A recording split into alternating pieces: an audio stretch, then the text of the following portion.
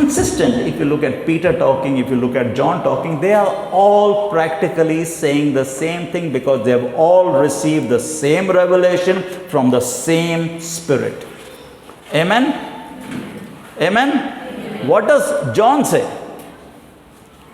See, I don't want you to forget the fact that Paul was, when he was Saul, he had everything good going for him. And when he was literally thrown off that horse and Jesus had mercy upon him and gave him that revelation, and he then became, from the persecutor of the church, he became an advocate for the church. And we are all learning from whatever Paul has taught us. He has not even been with Jesus like the other 12 have been. But I'm just saying that that person has seen a good life. Never lacked for anything. And when he goes through stuff like this, he's taking pride in it. He's not allowing stuff to empower him. He's looking at the bigger picture. Look at what John says. In James, James says in James 1 verse 2, he says, "Dear brothers and sisters, when troubles of any kind come your way," you know what's he saying? Jump up. That's your opportunity. When troubles come, that's your opportunity. Opportunity for what? To experience great joy. And we will be in the world like, what's this guy talking about? How I've got hardships coming against me. How can I look at that as an opportunity for great joy? But that's the way our spiritual life is. It's completely different from the world's way. And we need to get in touch with the spiritual side of us, which is the real us, and see what is my reality in that, and I start to walk in those ways. I start to think in those ways. Okay? This is completely opposite to the way the world deals with problems. Completely opposite. How can one come to you and say, when troubles of any kind come your way, consider it an opportunity? When do we consider opportunities in this world? Something comes here, okay, now that's my opportunity. That's the investment that I'll make. That's, anything. But he says, when troubles come your way, take that up as an opportunity. For what? To experience the greatest joy you can. And thank God for different translations. Different translators will have different ways of putting it without losing its meaning. Right? Here in the NLT, it says it's an opportunity for great joy. Okay, so here are the disciples of Jesus. Here are the ones who are touched by the Lord, and they are completely dead to themselves, and we say that they are alive to God in Christ Jesus, just like Paul tells us in Romans 6:11. And so you will find that the phrase itself, dying to self, is not in the Bible. But if you look at the concept, if you look at the examples of dying to self, you will find it throughout the New Testament. There's none of them who did not practice this.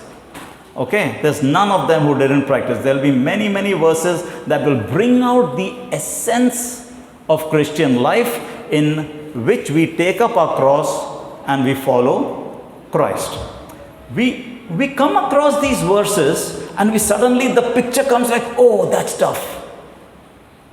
Whenever somebody says, I have to give up something and, latch on to something that God is calling me to, the first picture that comes, oh, I'll be thrown to some area in Africa where there's no water, there's no this, in some jungle or whatever that is. The first picture that comes is of hardship. It doesn't come that if the Lord has called me to something, then it will be something that will be full of joy. I don't know of any man or woman of God who is doing what they do for the amount of years that they have been doing it, and if you give them a choice of living in a 5-star hotel and living where they are living and doing what they are doing, they'll say, I'm not going. I'm not moving from here.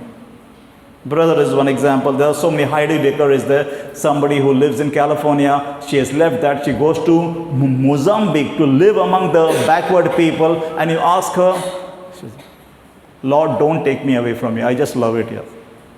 What hardships? My wife has been there. Over there. And I know how they live. Okay. I shuddered going there. Wife went. But for them, the Holy Spirit makes it possible if you're called to something, and that is the kind of life that you want to live. All right? And so, living the life of a Christian is a life of dying to self. It is a life of self-denial. It does not mean that you're going to struggle and suffer. For some reason, I don't know, when it looks like somebody is really going through something, there seems to be a supernatural power that is taking them through it, provided you're willing to go through it.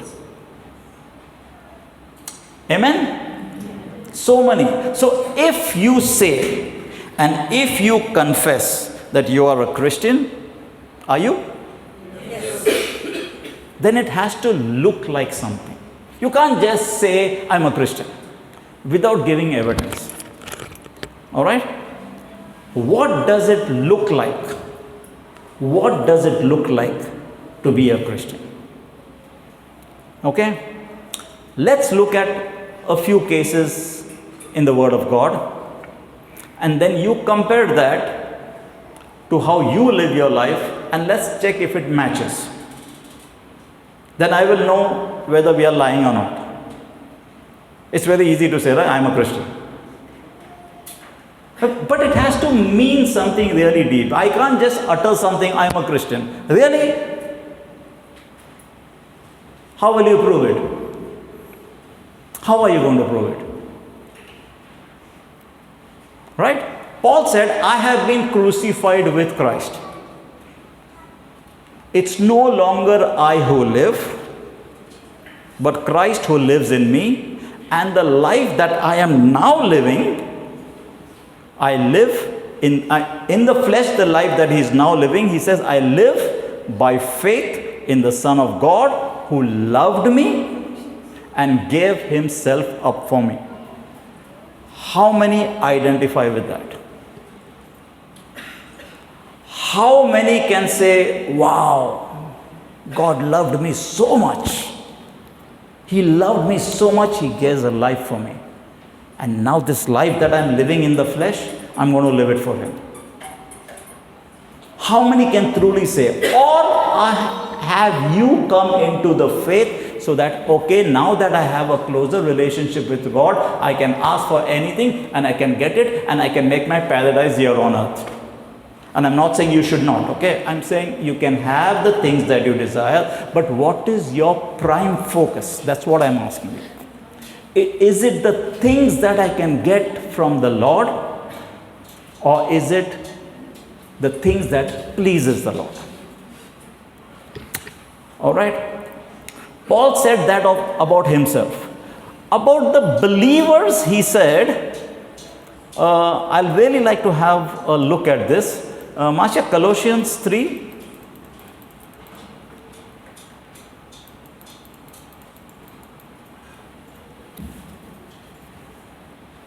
Okay? There are certain questions we need to ask ourselves when we read the Word of God. Okay? He says, if, that version says, since, my version out here says, if then you have been raised with Christ. I have to pause and ask myself, am I raised with Christ? Do I believe? In the previous verse, Paul said, I've been crucified with Christ. Can you identify with that? Do you truly believe you are crucified with Christ? Now he says, I've been risen with Christ. He says, if that is the case, then what does he say? What does he say? Seek the things that are above. Where? Seek the things which others have. Seek the things that are above, where Christ is seated at the right hand of God. That's why I'm saying we need to pause. And you have to ask even if you find it difficult, you can talk to the Holy Spirit. We have that privilege today. I don't know of any other faith that has that privilege where I can have this one-to-one conversation. Christ has made his dwelling inside of me. He has given me his Spirit, so I can have these conversations. I can ask for explanation. But Paul is clear. He says, if you say that you have been raised with Christ, if you truly believe that, then as a Christian, what you will be doing is you will be seeking the things that are above, where Christ is seated at the right hand of God. We need to understand that the resurrection of Christ is my resurrection also. And that is why we have to yearn for the things above, where Christ is seated, enthroned at the right hand of God. And that is the place of all glory and all power and all authority and all honor, where Christ is seated. And then he says, set your mind on things that are above, not on the things that are on earth. I am not belittling your problems, your issues. I understand they are real, but I'm saying that there is a greater reality than that. There is a much greater reality than that. Okay? And Christian life is a life of perspective, of where I am going to put my focus. I am not denying what is happening to me. I'm not denying it. I'm not living in a fool's paradise, as they say. But I'm saying, yes, but there's a greater reality. All right? And then he says, when Christ, who is your life, appears, then you also will appear with him in glory. So that is your future, that is secured. Put to death, therefore, what is earthly in you. And he lists a few sins. Okay? In these you walked once when you were living in them. Now put them all away. Okay? And then he says, put on the new self. We keep confessing from the white book, I am a new creation, I am the body of Christ, and all of those things. When I'm confessing with my mouth, is it connected to my mind too? As I am saying it. So when you say you are a new creation, then here it is. What it should look like and what should not look like. For you have acquired new creation life. Say, I am a new creation. Can you say that? I am a new creation. And I am being continually renewed in the likeness of the one who created me. Do you want to be renewed that way? Maybe you don't. Right. I made you say it, so if I forced you, I'm sorry, but that should be the attitude. All right. And then he goes on to say, put on then as God's chosen one. There. Are you God's chosen one? Yes. Paul is saying you are. Will you say that about yourself? Yes. Say, I am chosen one. I started by saying I am the beloved. I am the child of the Most High God. That's my declaration, that's my identity. Is it yours? I am the chosen one. I am holy. I am beloved. In our ignorance, how many of us have said, I am not holy? Come on, let's face it. In our ignorance, Bible is saying you are holy. The Holy Spirit is saying, I have made you holy. You didn't do anything to make yourself holy. I'm just saying that it's being declared that you are holy, you are God's beloved, you are the chosen one. But let's take that word holy. How many of us are guilty of saying, I'm not holy? As if you're being so humble. See, I don't say I'm holy. That's not humility. When the Bible calls you something, call. You might not be living that way. All right?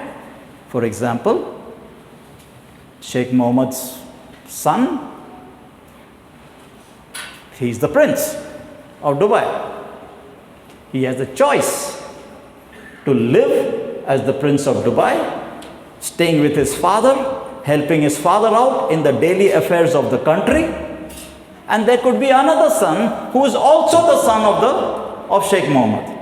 But he decides to go have a good time with women. He goes out and spend his father's money. But is he also still a son? He is. Right? So if I'm holy, I would want to do the things that holiness calls me to. You have a choice. All right. And so he says, we put on then as God's chosen ones, holy and beloved, compassionate hearts, kindness, whatever, bear with each other, forgiving each other as the Lord has forgiven you. And then he comes down to verse, and above all these things he says, put on love. Love is the essence of Christianity. Anyway, we have God is love. In love he sent his son for us. So I don't think I need to explain that to you. If I need to explain that to you, then we are in trouble.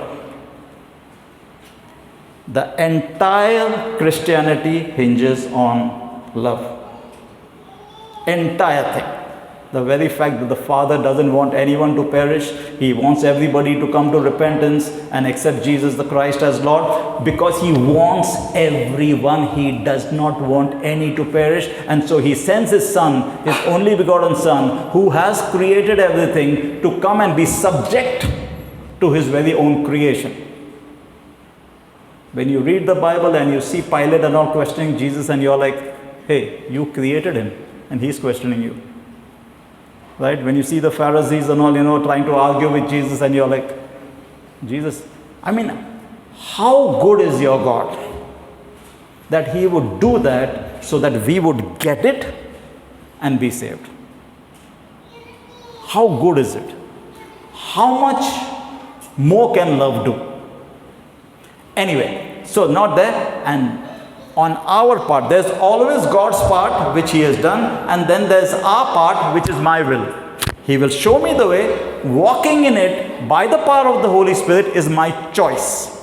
And so he says in verse 15, let the peace of Christ rule in your hearts, to which indeed you were called, and be thankful. He is not saying that your issues are there so you can't allow. He says no, in every circumstance. Let the peace of Christ. And then he says in verse 16, let the word of Christ dwell in you richly. All right? These are the tools given to us by which we can fight our battles. We can laugh at our issues. These are the heavenly tools against which no one can prevail unless you let them prevail. No enemy can prevail against these. If you're losing your peace, you lost your peace. The peace was always there. Okay? So, what else it says? In verse, where was I? Verse 16. Yeah. And then he says, do whatever you do in word or in deed. How do you do it? In the name of the Lord Jesus Christ, giving thanks to God the Father through Jesus. He's laying down the way. He's giving us all these suggestions. It's up to us to study it and say, I got it now. That's my way. Okay? The things that are mentioned above, it's not something that comes naturally to one who is unsaved, to the person of this world. But it has to become the nature of a Christian. They keep automatically. So, when the world sees us behave that way, they should go, hey, Christian. Christian.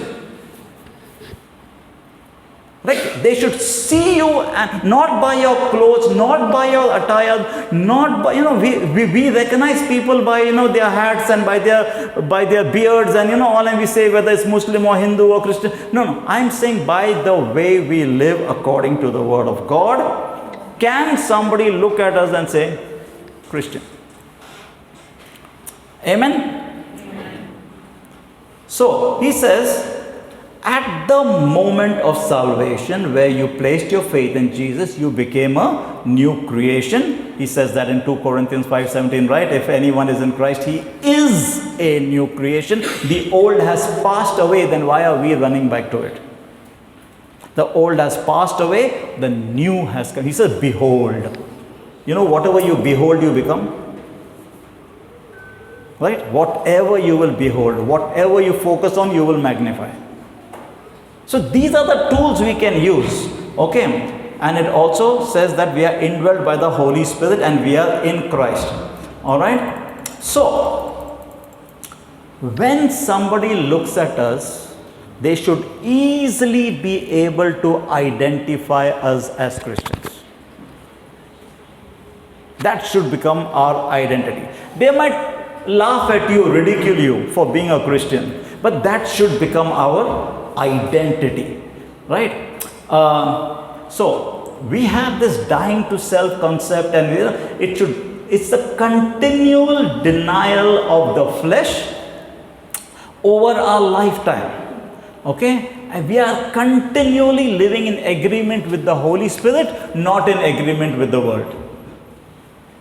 All right, only a new creation will joyfully, not just accept, joyfully choose to die to self daily, to die to what you come up with and accept the will of the Father. All right. Someone once asked, if you are arrested for being a Christian, will they find enough evidence to convict you?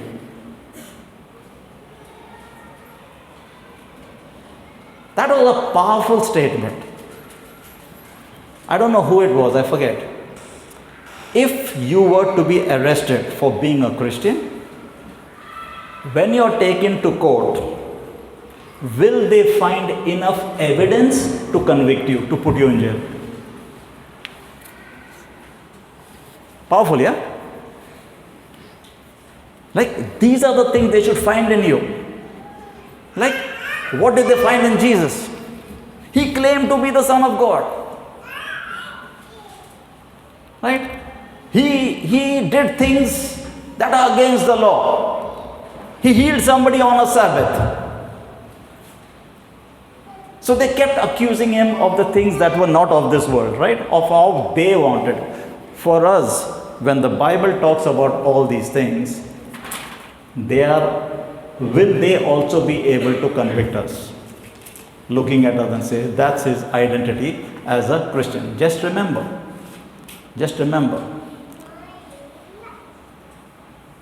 we are in this world, not of it. I am not saying it, Jesus said it.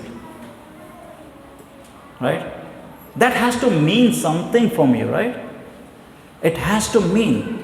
But for us, the bigger picture should be, God so loved the world that he sent his only Son, that whosoever believes in him should not perish but have eternal life. For God did not send his Son into this world to condemn, but that the world through him might be saved. The blood of Jesus has cleansed me of all my sins. Praise the Lord.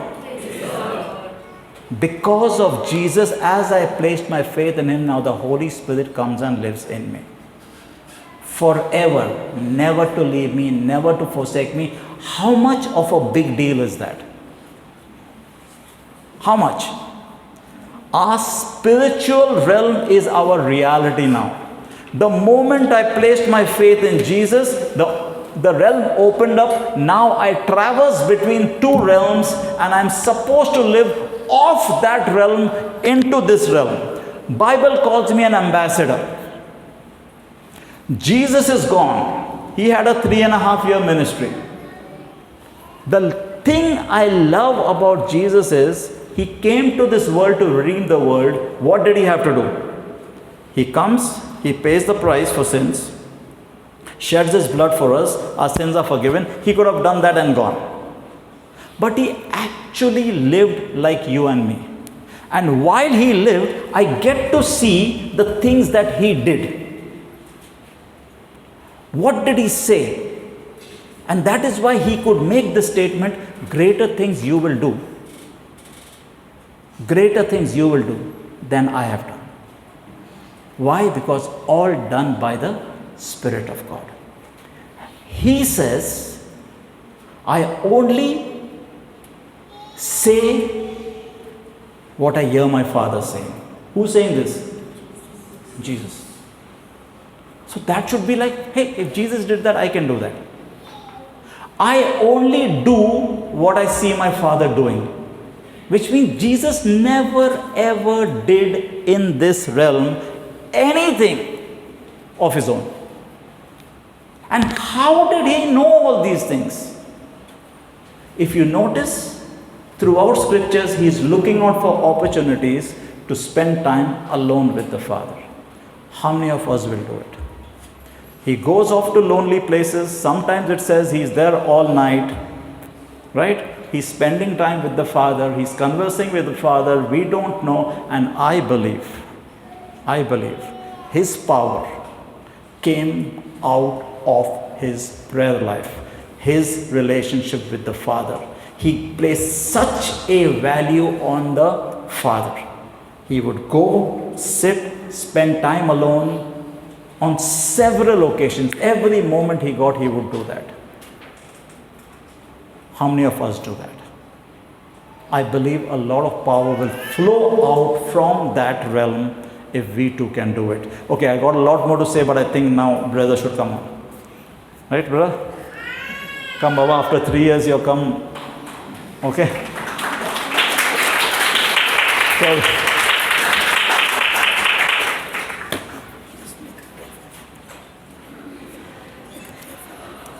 So, so thank you for being good listeners.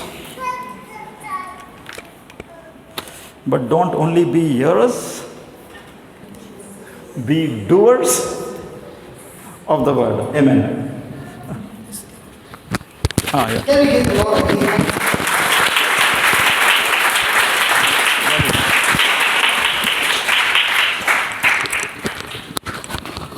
Did I find a good person who did good swimming? Yes. Was he good? Yes. So if he can do, we all can do. Yes. And that's what I wanted to prove my case. And when I was in his house, we had practical tests going on that Sudhir, as a manager in his company, had to pick up the workers and get them admitted in the hospital. And he came home with COVID himself. So when he came, his wife followed him. So we had 2 people at home with COVID. And I had all the opportunity to practice Mark 16, drink their water, drink their tea, and check that it will not touch me, shall surely die. And that was the time he had an opportunity to be inside the bedroom and listen to the word from morning till night. And then Swarup had opportunity after 15 days, right? So Brother Sudhir is a person who will be the last person to go to the doctor. And Swarup was exactly opposite. She had I don't know what to say in a nice way. She is always sensitive, even to small things, that she will first go for the medicine. But here was an opportunity for her to fight COVID with the word of God. And that's how I had a great opportunity to see both of them getting victory in their house. Praise God. Hallelujah. Hallelujah. So as brother was saying, dying to self. Praise God, dying to self. We will go through a journey of a man in the Bible who had terrible time in his lifetime, that for no reason everybody came and did wrong things to him. Have you ever heard this phrase, today my life is messed up because of? Have you ever heard that? Never heard that? Yes. In India we hear, but in Dubai also. From the time this person came into my life has become miserable. I was so happy in my mama's house until... Have you ever heard that? Is it right? No? Is it wrong? I want to give you one thing to think about. With all that Brother Sudhir was sharing, have you ever heard Jesus commit any blunder? No. Did he commit any mistake? No. Did he commit any sin? No. As Brother Sudhir was saying, the Christian life is stuck on love, the inches of love. Right? So did Jesus operate in love? Yes. So was very, very nasty thing done against him? Highest of insult, highest of abuse, highest of physical torture. How do you feel the judge saying, I find nothing wrong with him? And the next moment he says, do whatever you want to deal with him. And the next moment he changes his judgment and says, okay, crucify him. But the same judge is saying, I find him innocent and I find no fault in him. What would be an emotion going in a person? And yet, he doesn't open his mouth. He goes through all that. Final outcome, who won the match? So the match is won by somebody doing evil to you, or the match is won by your response? So just because somebody did evil to you, does that mean that person won the match?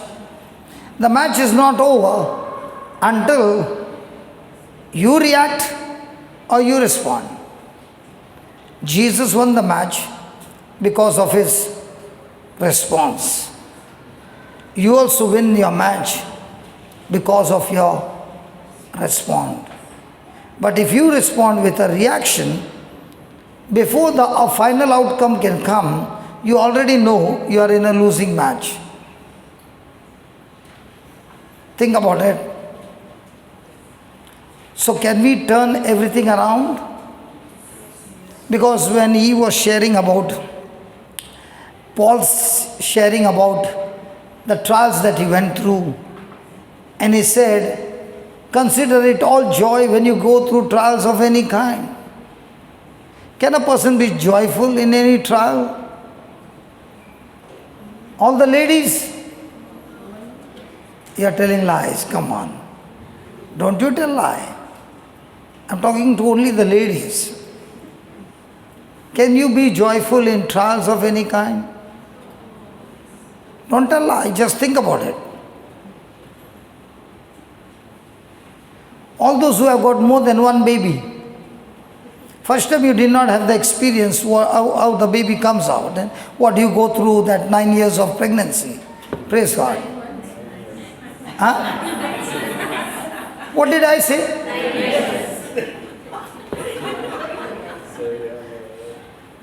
Oh, sorry, 9 months. And you did not know what is labor pain. Men, do you know what is labor pain? You take your 2 fingers and press it hard. That's labor pain.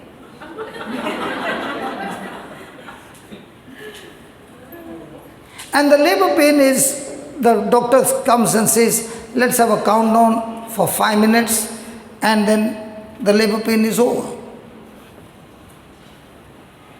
No? The way you are saying, no, how long was your labor pain? The one in the second row, encounter. 8 hours. And how many children you got? 2. How come? First time you did not have the experience. But again, ended up with C-section. That will be more painful. Because when I went through hernia and I was doing ahu, my wife said, you should learn from we women. We not only have a cut, you got only 3 spots. We got a cut, then we keep the baby on the same stomach and we feed our baby. Now will you consider that joy? You had a C-section, right? Where was the baby on the stool? Right on your stomach. Correct? Did you have joy? Yes. You mean to say no pain? There was pain. Then there was joy. So what is that joy? Sudhir, we men will never understand what is joy. Only a woman can understand. And some of them have so much of joy that they go second time, third time, 5 time, 8 time, 10 time, 12 time, but they keep telling the husband, one last one. Why is that joy? Now tell me that physical pain that you go through and that 9 months that you go through and the change of shape, and when you look at yourself in the mirror sometimes you faint also. Praise God. Now with all that, why do you go again? Because your final destination is the baby in my arms. In the same way, the final destination is the place in the heavenly kingdom where God is saying, what you received from Adam made you a sinner because of Adam's action. But now, through Jesus' action, you are made the righteousness of God, having the true nature of God in you. And now begins the choice. Do I follow Adam in my thinking, or do I follow Christ in my thinking? Whoever you follow is going to be the final outcome. So every day we have choices. The one who makes a choice that I will follow Adam comes to church for years and years, listens to the sermon, claps hand, praise God, dances, falls on the floor, speaks in tongues, but still goes and follows the first Adam. Whereas the other person, he says, I've messed up my life. I've always fallen on the road. Somebody had to pick me up to bring me home. But now, when I have received Jesus, and he said, I made you a new creature, he makes a choice to live by the word of God. So every one of us can carry the very presence of God. And the Bible teaches us, when the word abides in you, you shall truly be my disciples. Give me that John 8:30.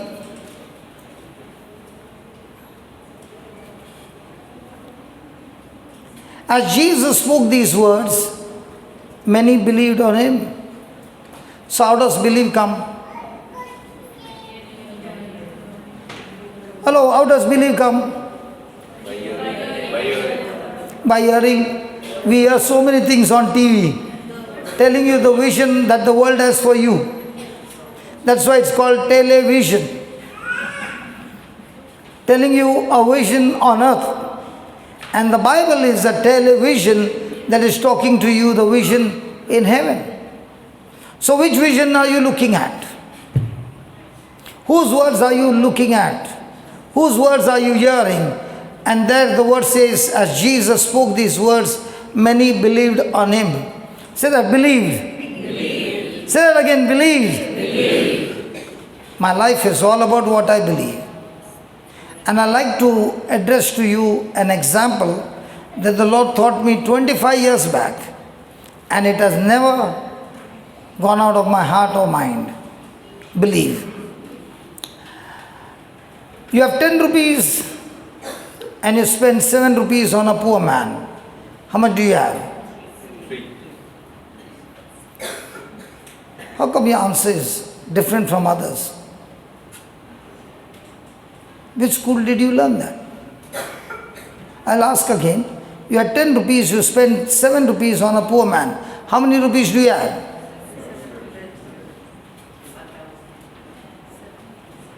See, they come from different schools. What's the answer? Hello, what's the answer? You spend 7 rupees. Out of the 10 rupees, how much do you have?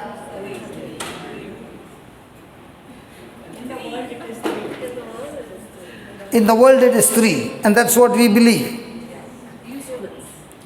And in our real life, which one do we believe? I'm not saying we should. Which one do you believe? Now your neighbor is saying, which school did you go to? In my school, the teacher beat me so much that it's still paining. 10 minus 7 is 3. But now I understand that in the Bible, it's a different kingdom where Jesus is teaching us in Luke 6:38 that when you give, it shall be given unto you good measure, pressed down, shaken together, running over, shall men give unto your bosom. And with what measure you give, it shall be measured back to you. So tell me, if any person believes Luke 6:38, can a Christian ever be poor? Poor in love, poor in kindness, poor in compassion, poor in forgiveness. So if you want love, what do you do? If you want forgiveness, what do you do? If you want dirhams, what do you do? See, everything you ask, anywhere in the world you go and ask, they'll say give love, give forgiveness, give kindness, give compassion. But when you talk about money, they start laughing. Why do you laugh? It's a spiritual law. Go back to John 8:31.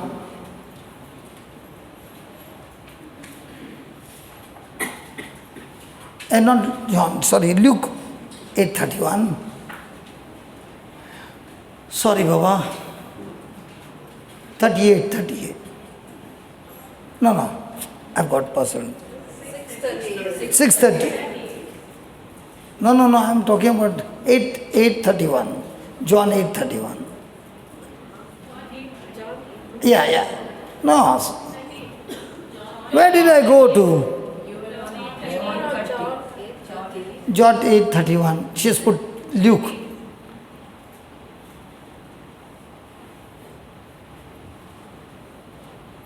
Yeah. Give me 30 again. Let's first attack that word believe. Now, every day we believe, right? Which one do we believe? Things seen or things not seen? 3 I can see. 700 can you see? So all our prayers that we say, is it on things seen or things not seen? If there is believing, believe always has got a twin brother. His name is peace. If you believe, you have peace before the manifestation. If you don't believe, then you are worried. Can you ask your neighbor, are you a believer? What's your neighbor saying? Ask the neighbor again, are you sure? What's your neighbor saying? Hello, what's your neighbor saying? Very much. Okay. Now ask your neighbor, when was the last time you got worried? How many years back?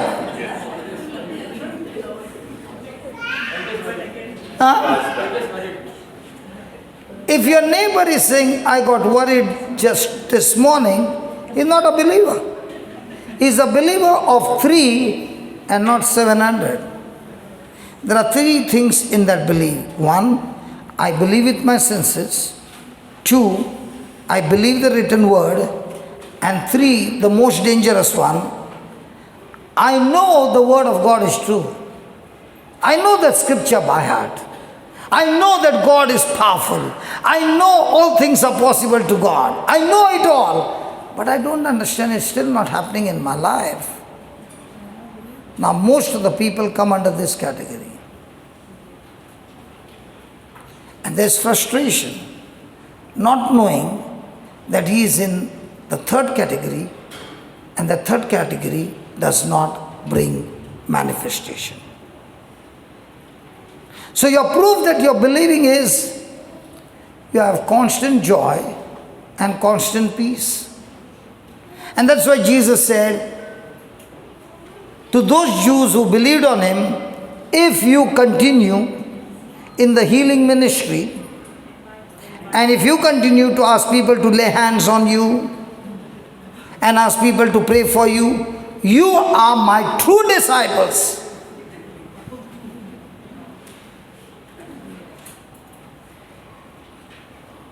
That's why, at least in my church, Catholic church, we will always say, keep me in prayer. And when the person goes to the interview, he tells that person who is interviewing, keep me in prayer.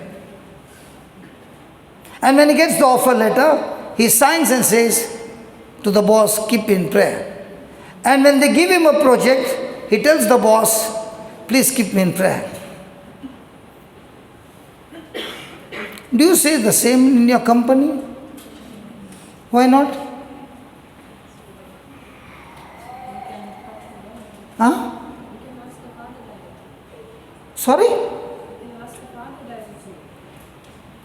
Try that. Keep me in prayer. I used to do. You used to do? 2019. Praise God. I've never found somebody coming and telling me, lay your hand on me and keep me in prayer that I eat my food every day.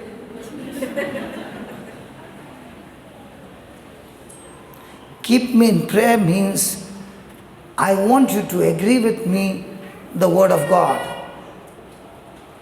That's the biggest bondage, keep me in prayer. And there you see what Jesus is saying to those who believed. If you continue on my word. So if you believe, then will you continue in his word or will you continue in the world's thinking? Do you know there is a fake disciple and a true disciple? Hello? There's a fake disciple and there's a true disciple. That's why he said, you are my disciple. Just give me some other translation. There it is said, you are my true disciple. You should have clicked that 31 and then change the translation.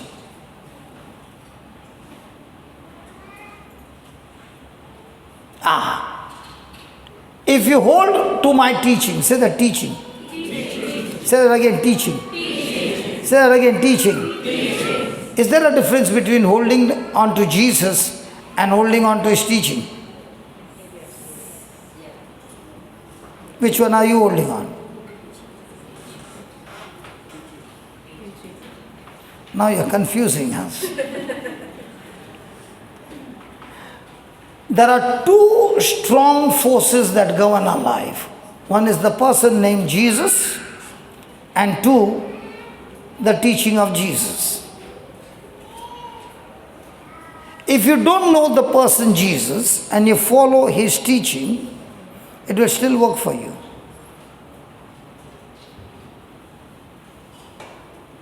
I like that expression. Oh, I should have had a camera on this side.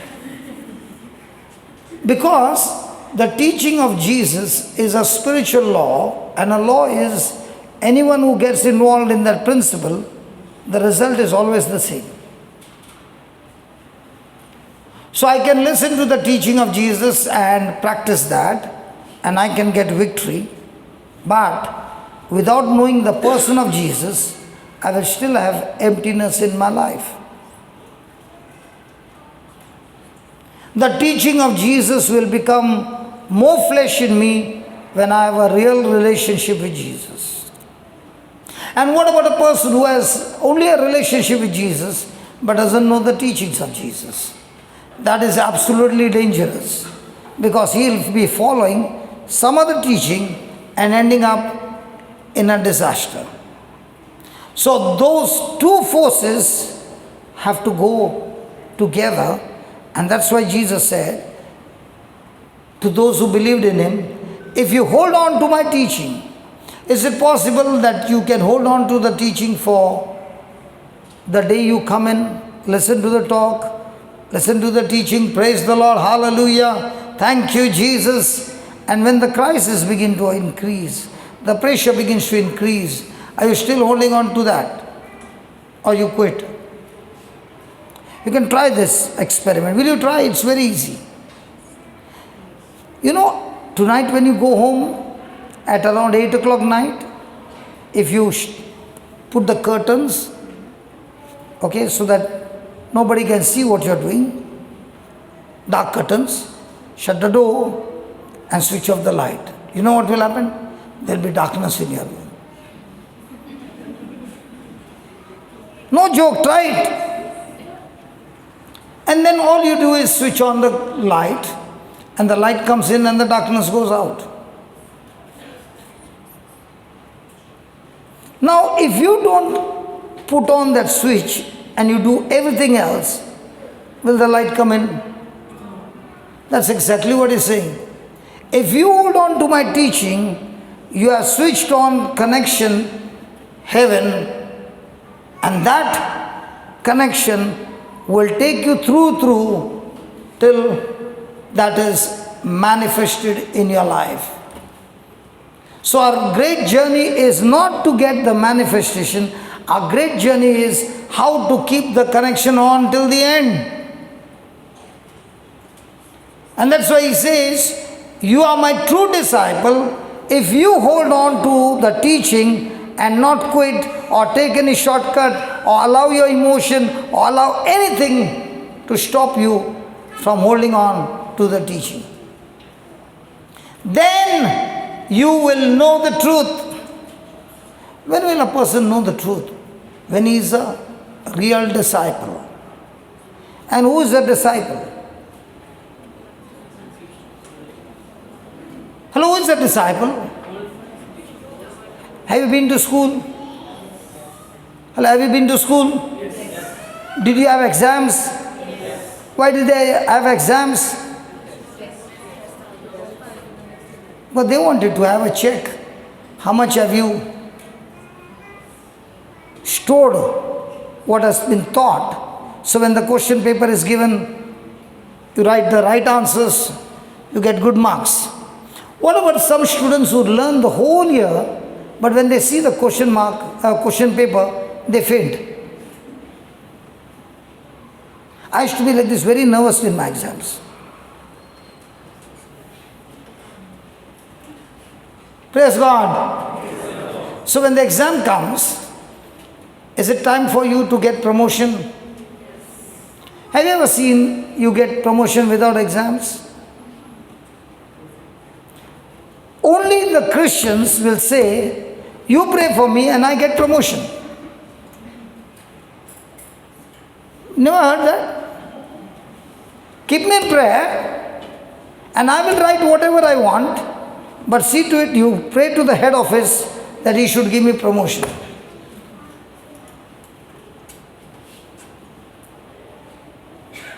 Holy Spirit, why are they looking at me like this? I'll give you one incident that happened in my life. Because I was a very good boy, my mom, she wanted me to come first in the board exam.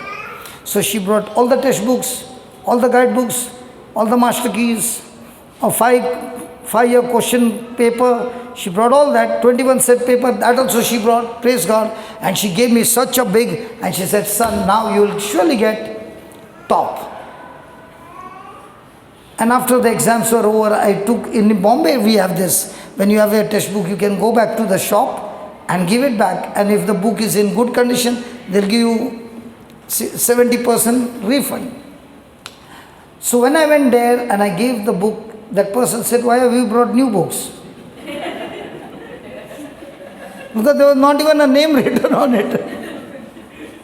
So mom provided me everything. But if I never used it, will I get the top marks? That's what he's saying. A disciple is a person who is a student who has joined the school of the Holy Spirit and telling Holy Spirit, I want to be a disciple who is going to learn to discipline my life based on the teachings of Christ. And as a student, I'll practice and practice and practice till a day will come, I will be like Jesus. That's a disciple. The intention of a disciple is, I want to be like my teacher. I want to be like my master. So thank God today all the disciples are gathered in this place.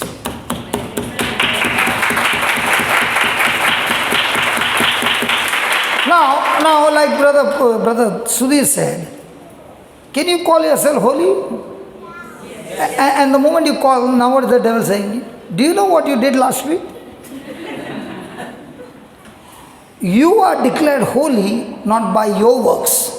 You are declared holy because you believe in the works of Christ, and your holiness is a gift from God. He has changed you from unrighteousness to righteousness, which is a new nature that He has given you. And that's why He's saying, if you call yourself, I'm a disciple, not based on your work, but based on what Jesus did for you, and you have received it as a gift, then that what you have called yourself will make you what you call yourself. So the greatest power that is in you gets activated when you open your mouth and you speak by faith. And here it is saying, if you hold on to my teaching, say that, hold on. Hold on. Say that again. Hold on. Say that again. Hold on. How many of you had dogs as pet? Dogs. Well, dogs as pet?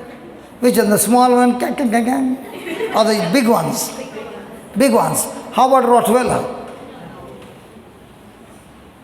I love this dog a lot. You know why?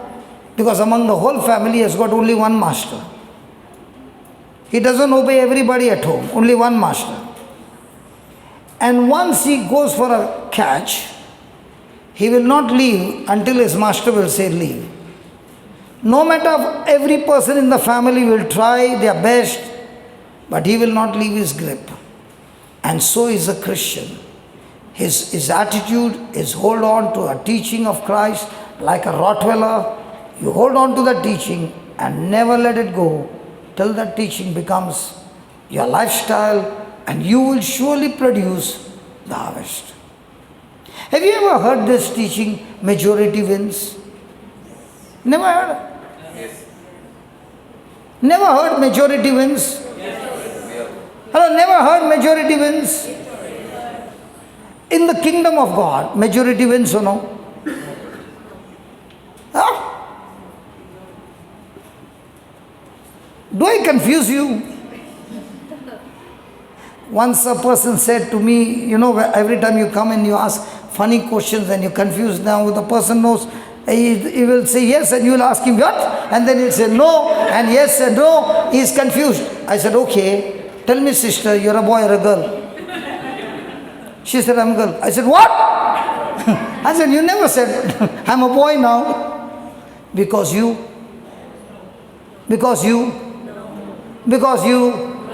in the same way, in the kingdom of God, majority doesn't win.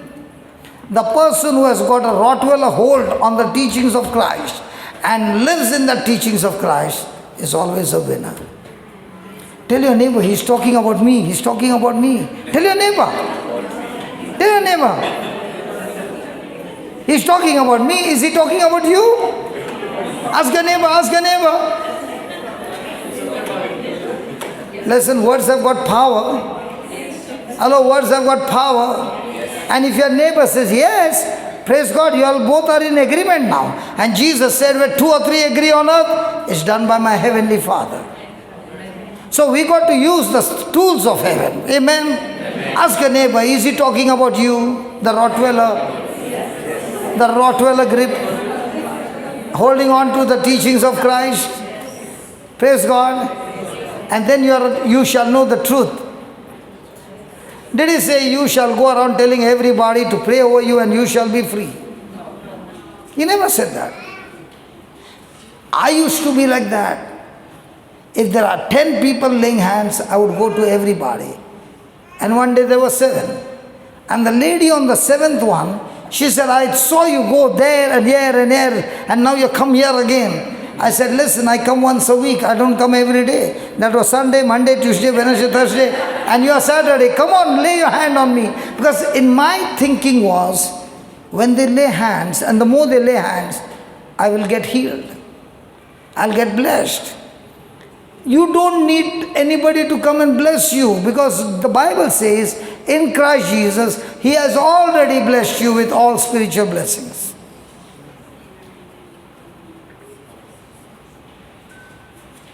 So do you need physical manifestation to believe? Or do you need the written word of God that is enough for you to believe? Just put that Ephesians 1:3. I have not yet started. I'm just giving you, what do you say, starter? Starters. The biryani is coming. Blessed, you have just put that KJV. Come on, everybody read that. Blessed be the God and Father of our Lord Jesus Christ, who has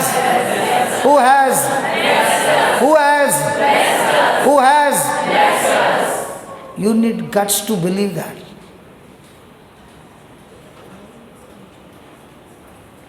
Are you a person who is going to believe the 3? Are you going to believe the 3rd category? I know that word is true, but it doesn't manifest in my life. Are you going to say, I'm going to hold on to this scripture no matter what happens? Even if my senses says no, I will say yes, because the word of God says so. So blessed be God and Father of our Lord Jesus Christ, who has blessed some people only. Blessed us with some.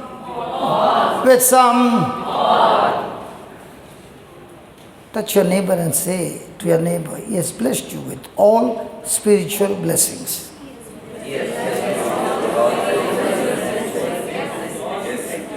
Do you know what you just did? Like a prophet, you spoke the word, and might be that person had come with some doubt. Words coming out of your mouth has set the person free.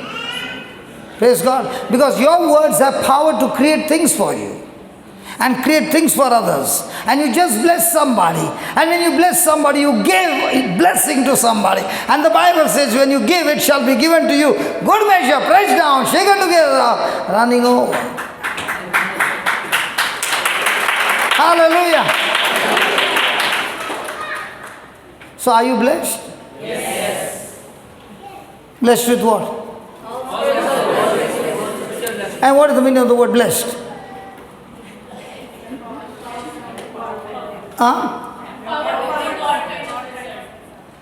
Empowered to get God kind of result.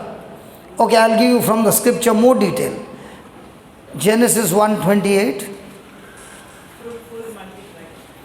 Yeah.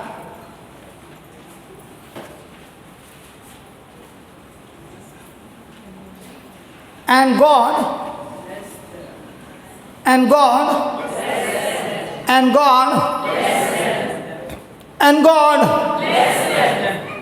first He blessed them, and that blessing did what? Blessed them with what? And God said, be and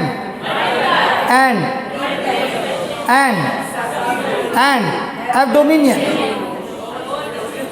Okay, so 5 things: fruitful, multiply, replenish, subdue, and have dominion. Did He say have dominion over your spouse?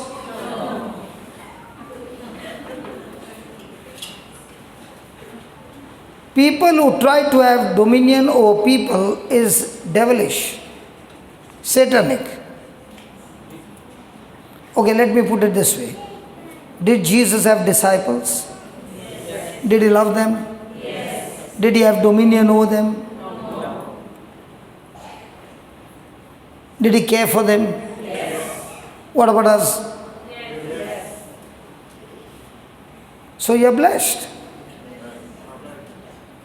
Are you happy? Yes. Hello, are you happy? Yes. But God is not happy. God is not happy because you are blessed. Because that's an incomplete work. Blessed to be a blessing. Your everyday attitude should be, Lord, I am a distributor on earth. Whatever you bless, I will be a blessing in the lives of others, a true distributor of your blessing. Praise God. So let's welcome a testimony, Mr. Joseph from Genesis 39.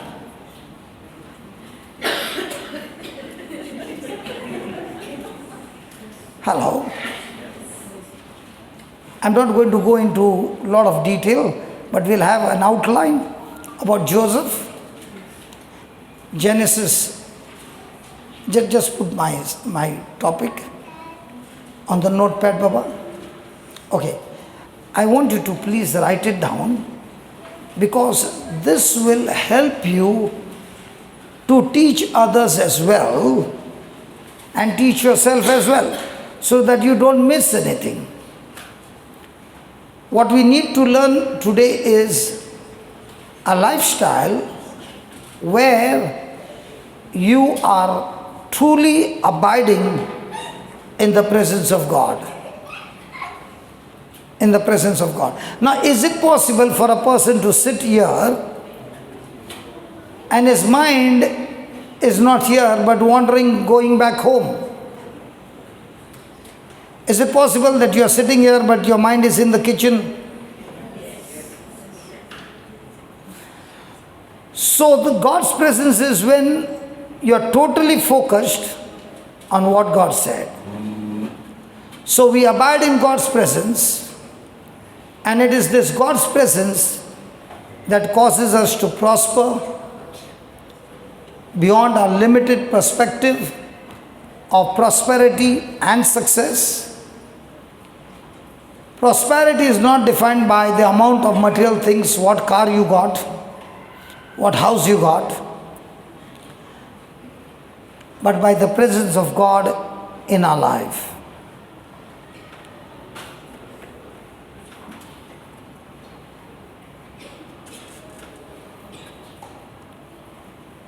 Thank you, Jesus.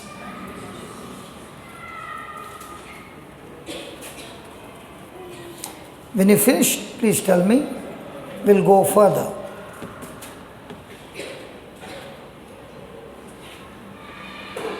Yeah, one of the best thing is, for the time being, you can take your mobile and take a snapshot, but that's not going to help you in any way.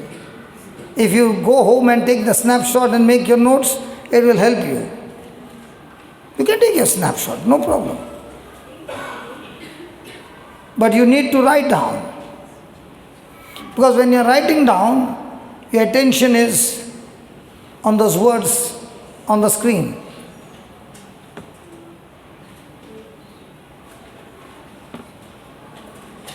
Have you finished? Yes. Okay. Now, let's go to Genesis chapter 39, verse 1 and 2. And Joseph was brought down to Egypt, and Potiphar, an officer of Pharaoh, captain of the guard, an Egyptian, bought him of the hands of the Ishmaelites. Look at that word, bought him, not brought him. Bought him. He sold. Bought him of the hands of the Ishmaelites, which had brought him down there. Now, Joseph was one of the 12 sons of Jacob, and Jacob is an anointed man of God. And in his own house, Joseph was his favorite, because of his right attitude with his father, and he always responded in obedience to his father. Now, there was jealousy in the house, and none of his brothers would talk to him. Have you ever experienced something like this in your job, that the whole gang on one side and you are on the other side? It's not happening in Dubai, but in India we are experiencing this tremendously. Because anyway in Dubai, the air condition is on 24 hours 7, so the mind is always cool. Praise God. Hallelujah. Thank you, Jesus.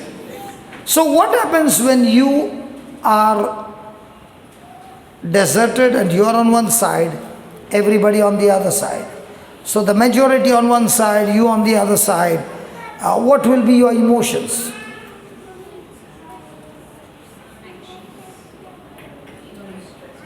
Anger? Maybe. Good. Bitterness? All kinds of negative emotions. Then how come Joseph did not have those kinds of things? Focus was the dream. Focus was the dream. Is focused on his dream. In the same way, when we go through any trials of any kind, the Bible says consider it joy. Do we really consider it joy, or do we consider it as a crisis? Now, what was Joseph's mindset when he was in a trial like this? A mindset of a victor or a mindset of a victim? What about you?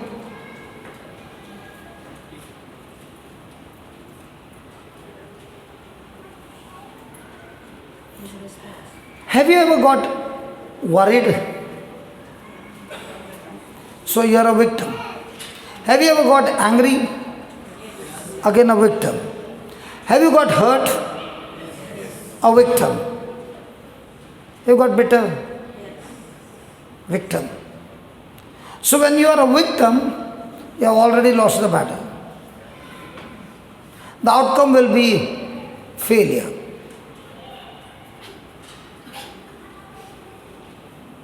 But when it comes to Joseph,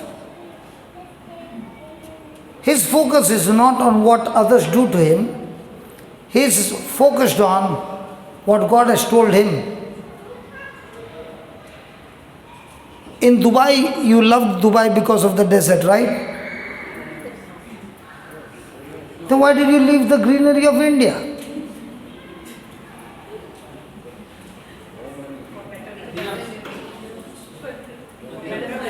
Not for better life, for AED. Be very open. So your focus was AED, not INR. And for that AED, you left family, you left everyone, and you came here in the desert. And now from the time some of them have come 20 years back, they have seen so many times the bridges being constructed, so much of construction, and everywhere they read a board, work in and sorry for the. In the same way in our life also we are sorry for the. And the same thing was happening to Joseph. His brothers were torturing him, and he was thinking to himself, I am work in progress, sorry for the inconvenience. I am not going to respond to you like a victim, I am going to respond to you like a victor. There are two things a human being will experience on earth. One is guilt and one is bitterness. Guilt is when you have made a mistake by not keeping the law. So you did a mistake against heaven, for which you have to be punished because of the crime, and that's why you are guilty. Two, you have not made a mistake, you are absolutely right, but somebody has come and made a mistake against you, and you got hurt and offended. Now, in both these cases, the person, instead of being work in progress, the work is no longer in progress, the work is on a journey to hell. So when a person is going through this, he is not a victor, he is the victim. And the result of that is tremendous torture and torment, and the only way out is forgiveness. Somebody will say forgiveness is difficult. Brother, if somebody gifted you 1 million dirhams and it's actually come into your account, and this lady is owing you 50 dirhams, will you go after the 50 dirhams? Or will you say, keep it here, I'll give you another 50, no repay, no repaying, correct? Yes. Correct? Yes. So how much forgiveness have we received from Jesus? Full. 10,000 talents, according to the parable. And how much do you need to forgive? 100 shillings.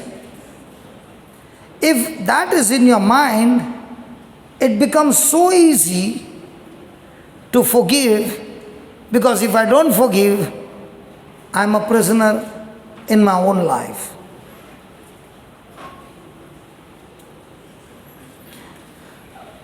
The solution to be free from prison is forgiveness. When I do something wrong, I acknowledge and go to the master and say, I have done wrong. And the master says, I already paid the penalty, but I want you to repent and take the corresponding action, that you don't want to go back to that same crime again. You receive forgiveness. And because now you have received, you don't want to keep anybody in bondage, you want to release that person by forgiveness. In the same way for Joseph, in his mind is, God has given me a plan, and for this plan to come to pass, I have to go through some process. And in this process, there's going to be a lot of negative things that will be happening, but I can keep progressing if only I practice forgiveness. So what happens to a person who does not practice forgiveness? He is no longer connected to God, he is connected to demons. And your connection with demons has the power to take you to hell, even though Jesus has paid the price for you. So forgiving somebody, is it an advantage to you or a disadvantage to you? Have you ever heard somebody say, no matter what happens, I'm not going to forgive this person? And if I want to forgive, let him show some change in his life. Let him come here and kneel down and ask me, forgive me, then I will forgive. Let him do something to prove, and then I will forgive. Okay, you don't forgive. You are in trouble, not he. Because unforgiveness or bitterness is like you injecting your healthy body with poison that is injected in your mind. And from the mind it goes into the body, into the brain, and from the brain to every organ in your body, which once upon a time was healthy, now it is receiving poison into your brain that starts malfunctioning in the cells in your body, in the organs in your body, and you are in a mess. God created this body for love. And as long as this body is loaded with love, this body will be healthy. The moment there is bitterness and unforgiveness in you, this body cannot take that, because it has never been created for this purpose, and that's why it will start malfunctioning. Joseph, in spite of all this, has not only forgiven his brothers, now he's being sold as a slave. Imagine a rich man's son sold as a slave. And in those days, a slave would die a slave. And is being taken to Egypt. And what must be happening to Joseph when he would have seen those pyramids? Yeah, I've never seen this man. And he has to go walking all that distance. And now he's in a slave market. And in the slave market, the auctioning is going on. And he has got no clothes. Because they would always auction a slave without clothes. But they would check every part of his body that there is no sickness in his body. And look at that verse number 2. Can you all read that? And the Lord, and the Lord, and the Lord. So did Joseph have the presence of God? Yes. When does a person have presence of God?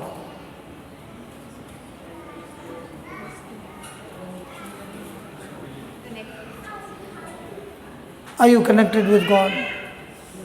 How do you get connected? I know you got a good relationship with God, but now what was Brother Suji saying? If you are connected to God, you are looking up or horizontal or up? Vertical or horizontal?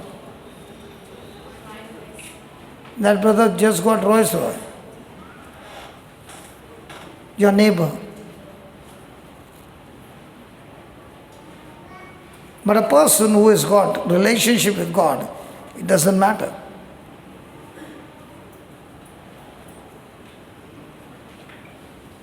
So was Joseph connected to God?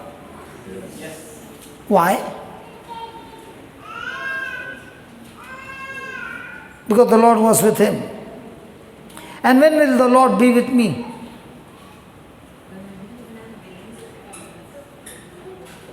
When I walk in love. So let me show you a person who is connected to God 24 hours 7. How can he do that? In 1 John 3 verse 13.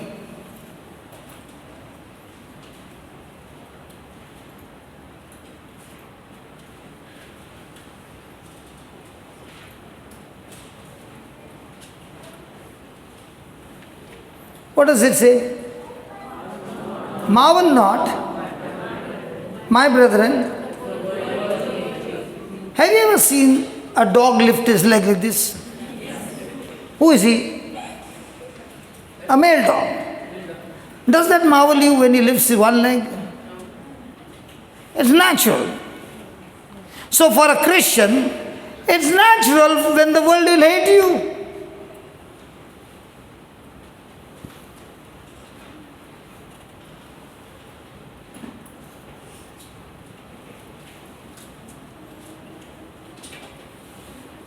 If the world doesn't hate you, might be you both are in the same team. So when the world will hate you, are you going to face unjust torture, persecution, opposition? Come on. So he's saying, we know that we are passed from death unto life because we love the brethren. You can hate the sister.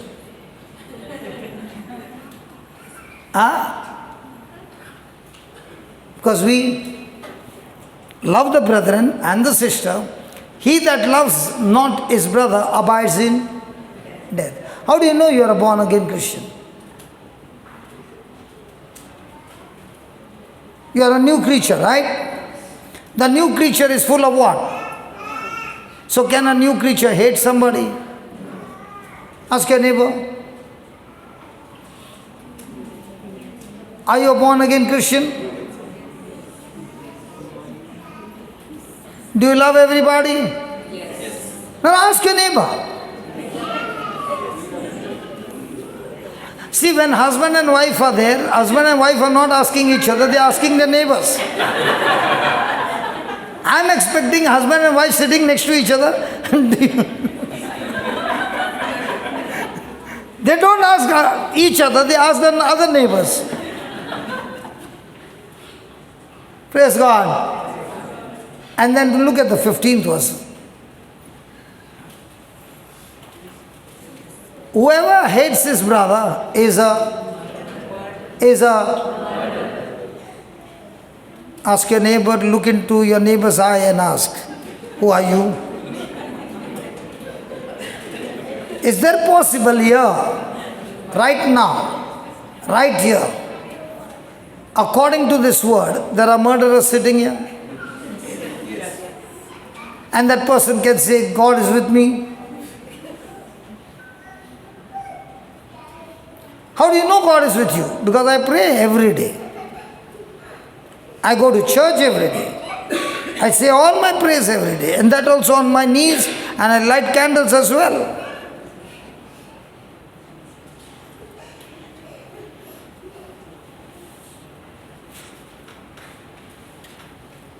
They shall know we are Christians by our knees. Show me your hand, lift it up, let me see some marking. Surely you are a Christian. And what about those who don't got no mark? What marking? Kneeling down, no, every day when you kneel, there's a mark there. But I see your knees are very beautiful. So you're not a Christian, huh?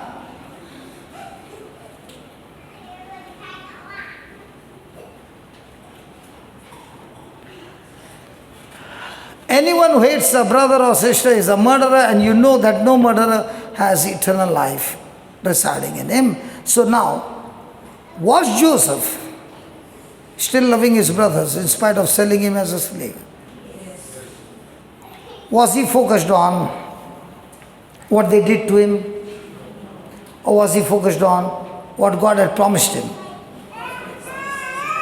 So is your life governed by what God has promised you, or what you are doing in your everyday life? Do you know how many Christians are suffering today because they are more focused on what they do? The old covenant is all about what you do. The new covenant is all about you believing in what Jesus did for you.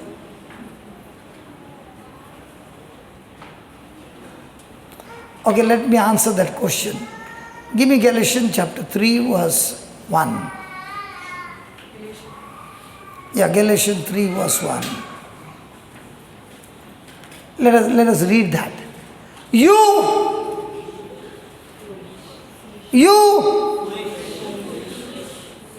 touch your neighbor and tell your neighbor, look on the screen.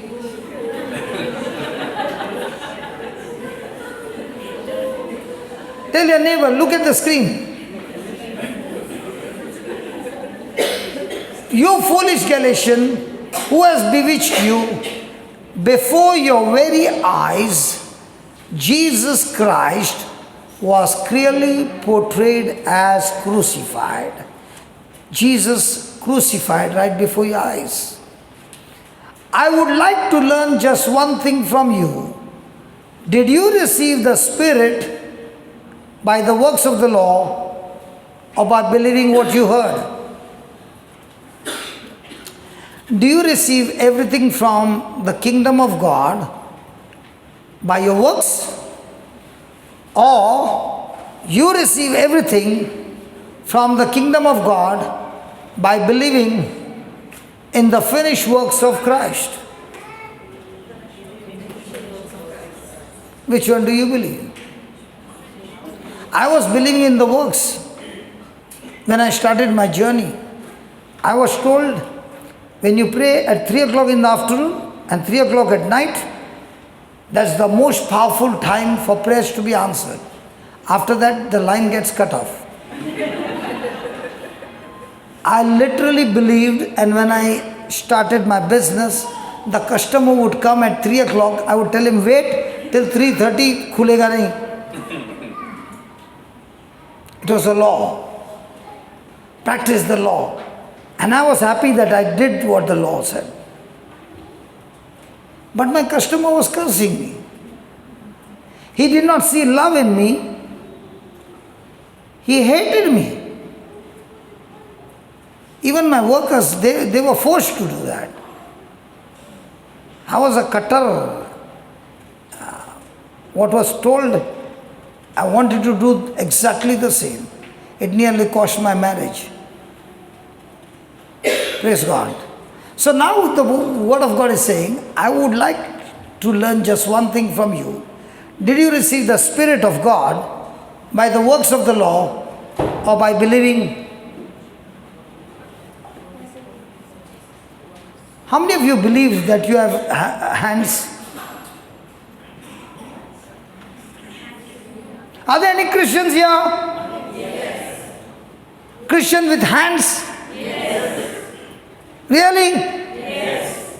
Did you use your hands to lay hands on the sick and heal the sick? Yes. Not your family members. But that's a selfish believer. My spouse and my children. All the outsiders all gone to hell. No problem. In-laws. Hallelujah. Hallelujah. Now, is this power to heal the sick given to every believer? Now, did you get this power by fasting and praying or by believing in Jesus? How many years were you fasting and praying? How many times you tried hard to get something from God? We don't work hard to get something from God. We work hard to fight against our unbelief that is blocking our connection with God. Your biggest enemy is not Satan. Your biggest enemy is the lies of Satan that you believe, which is causing unbelief in you.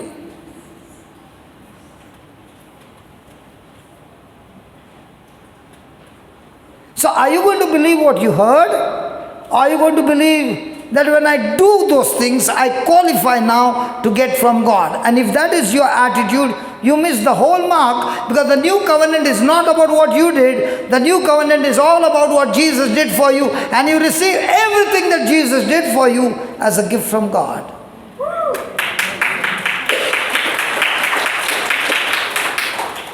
क्या कंजूस है रे clap करने में.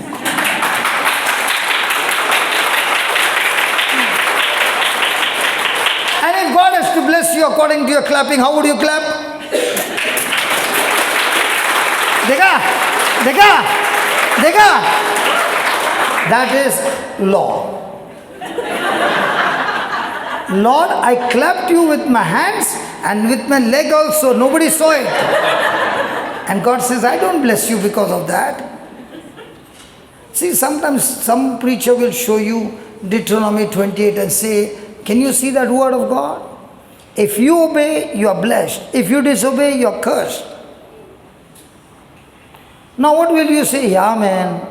So in one day, how many mistakes you do? So your life is full of blessing or curse? And what about those things which you were supposed to do and you did not do? That is also sin. So can anybody escape? No chance. So in the old covenant, if you read that, your life will be miserable. But now in the new covenant, how do you get blessed?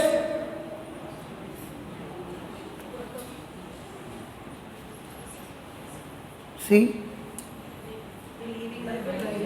We read that, no, blessed be God and Father of our Lord Jesus Christ, who has blessed us with all spiritual blessings in the heavenly places. So, you are receiving your inheritance from heaven because you believe in Christ. That's all. So, how's your Christian life going to be? Believing in Christ. So, somebody say, you mean to say I don't have to do anything? No, you don't have to do anything to get something from God. You have to do everything to keep yourself in rest. Your fight is not to get from God. Your fight is, how do I maintain my rest? Because unbelief is coming and knocking at my door continuously. So my work is to fight against that lies of the devil by taking the truth. That's your battle. And what did Joseph do? He believed in the dream, and that's why he did not react, but he responded to the dream, that even though he is sold as a slave, he knows the end result is going to be that dream coming true.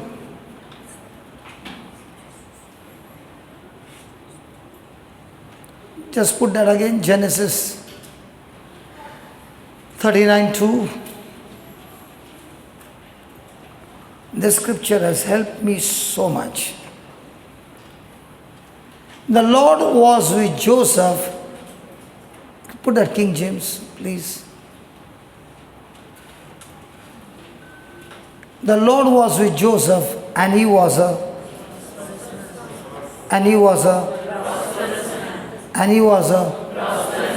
how can a man who's standing naked in a slave market to be sold be a prosperous man? Who is buying whom? Potiphar is buying Joseph, and the Bible never said Potiphar was a prosperous man. In the kingdom of the world, how much property you got? You're a prosperous man. How many cars you got? You're a prosperous man. What bank balance you got? You're a prosperous man. But in the kingdom of God, it's not the material things. It is who you got decides whether you're a prosperous man. Now we just heard that because Joseph did not hate his brothers, but loved them, was God with him? So every day in our life, do we have opportunities, like my brother was sharing, that Paul was speaking, it's working for me, not working against me. The trials that I go through, the affliction that I go through is not working against me, it's working for me. And it's working for me because it's giving me an opportunity to change my character.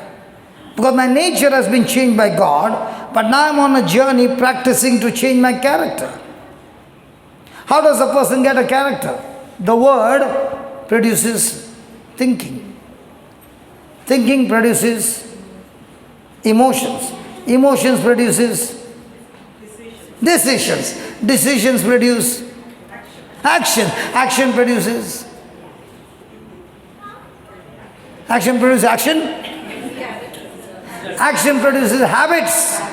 Habits produces character. So afflictions have come for me to change my thinking. Like this morning you brushed your teeth. क्या यार? Did you use a toothpaste? Yes. Or that neem ka nathun? I just came from there. There they use the neem stick. Okay. Did you open the cap of the paste? Yes. Did you press it? Yes. Bottom? Yes. Or middle? Okay, only bottom, not middle. Not the top part. You press anywhere, press it under your feet also. What will come out? Paste. So when somebody presses you, what comes out? Paste. Only what is inside will come out, right? Yes. Come on, right? Yes. So when will you know what is inside you? Now they pressed, all the brothers got together and pressed Joseph and sold him as a slave. What came out of Joseph? That's what gets the favor of God into action in your life. So the next time somebody comes against you, it's time for favor. Go and buy a cake, put some candles, put some music and start dancing and say, God, what are the husband and wife doing? In the class? Brother, what are you doing? Putting your arms around her.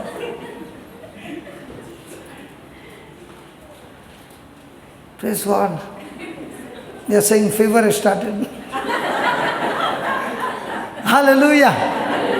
Thank you, Jesus. Sorry, brother. Are you offended?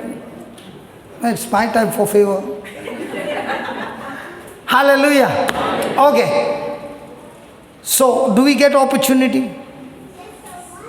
So, in the kingdom of God, it's not what you got that decides prosperity. In the kingdom of God, who you got with you decides prosperity. And that's why the Bible says Joseph was a prosperous man and he was in the house of his master, the Egyptian. That's why when you go for Mass, the first thing the priest says, sign of the cross, the Lord is with you. And what do you say? Joseph! That's why the Mass starts with a blessing. The Lord is with you. If you read the Bible from Genesis onwards till Revelation, whoever the word is, the Lord was with David, he killed Goliath. The Lord was with Solomon, full of wisdom. The Lord was with Solomon. Come on, everywhere you see the Lord was with Abraham. Can you also say it every day, a declaration, the Lord is with me? And because the Lord is with me, I am always a prosperous man. The blessings of God will always show up where the Lord is with you. So now, are you actually abiding in the presence of God? According to the scripture, is the Lord with Joseph? Because he is speaking, or because his action also proves that the Lord is with him? Praise God. So now, what is our test? To get things from God or to stay in the presence of God? Good. Do you have opportunity every day? No? I can pray for that. And God always answers my prayer. Anybody want some opportunity? Or you got already enough? Ration pani mangta to deta. Hallelujah. So the next time somebody comes against you nastily, is it time for you to take it as an opportunity? How many of you watch cricket? कितना सादा लोग है रे ये लोग. सुधीर देख खाली 4 या 5 हाथ ऊपर हो गया है. ये लोग के घर पे जाएगा तो टीवी में क्रिकेट ही चल रहा है. Okay, if a bowler comes and bowls bouncer to Kapil Dev, what will he do? 4 या 6 जाएगा. Same ball bowled to Sunil Gavaskar, what will he do? Correct? So he is an expert in that stroke. Ravi Shastri, the bowler bowls on his leg, what will happen? वो जाएगा 4 leg side में. Correct? So these are players who have got speciality in those strokes, whereas the other player will be struggling. In the same way, we the disciples of Christ, we are specialists in operating in love. Tell your neighbor, he's talking about me. 100% he's talking about me. See, even if you're not doing it, when you confess it, the word of faith coming out of your mouth will go into the future and bring the result. The Bible says your tongue is like a writer's pen that writes in the heart. So please open your mouth and say, I am a specialist in operating in God kind of love. If you want, say that. If you tell your neighbor, if you want, give a try. Yes. See, the children will pick up better than the elders. And those children who are listening to the YouTube or they have become policeman or policewoman at home. The parents can't say anything. Hey, that's wrong. Yes. Praise God. So write down. Joseph was a slave.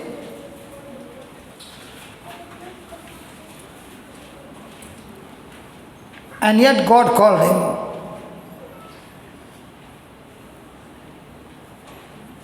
prosperous.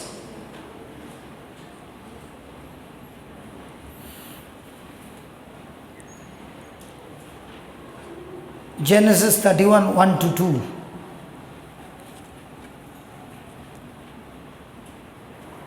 Genesis 39, 1 to 2. Let it be there, Baba.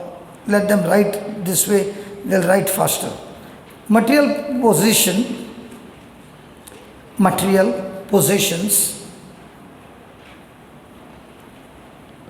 did not define Joseph's status. Joseph's status. He prospered because God was with him.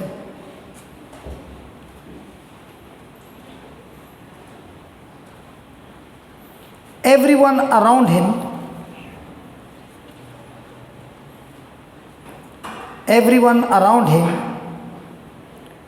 knew that the presence of God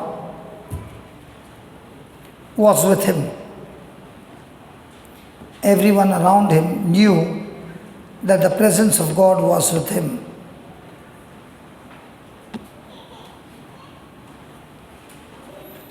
Praise God. So do we have this opportunity to develop the presence of God? Praise God. So do we have these opportunities? Practice? Practice? How many of you know cycling? Cycling?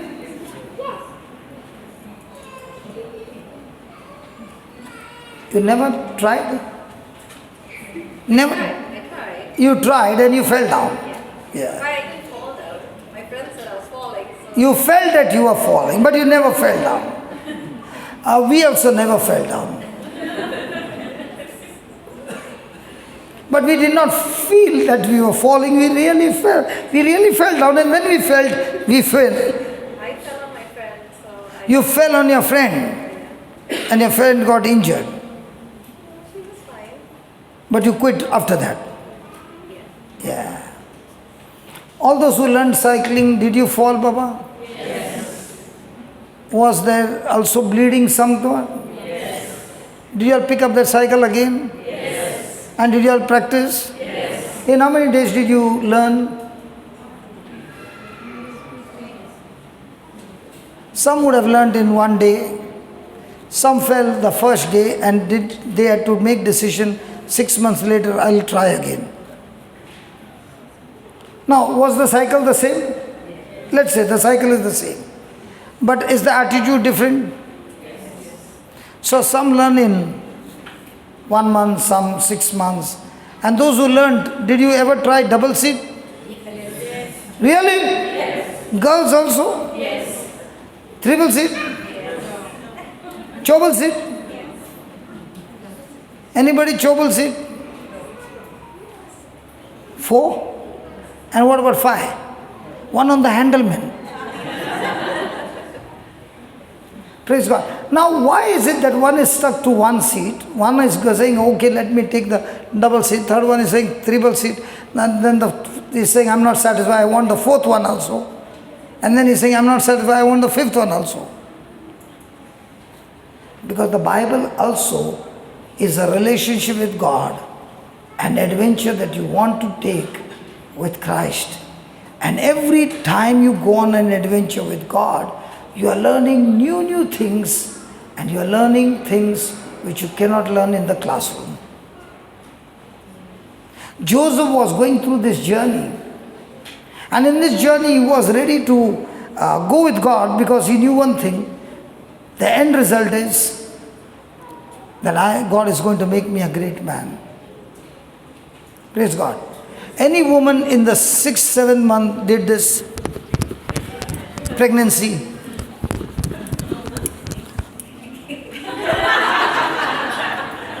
What will happen?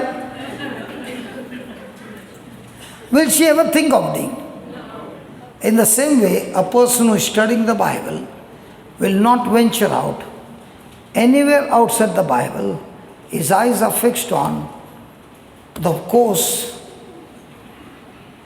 because he knows my prosperity is all depending on my relationship with God through Christ Jesus.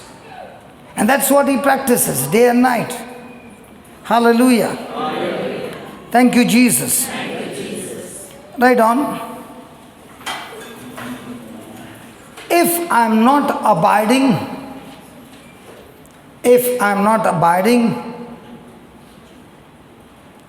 in the presence of God,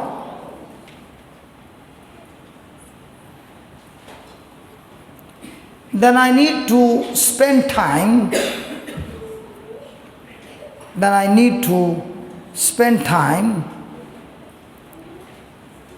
developing. An incident happened in my life. Can I share about that? Have you ever heard that word, developing? I had a big problem with that word.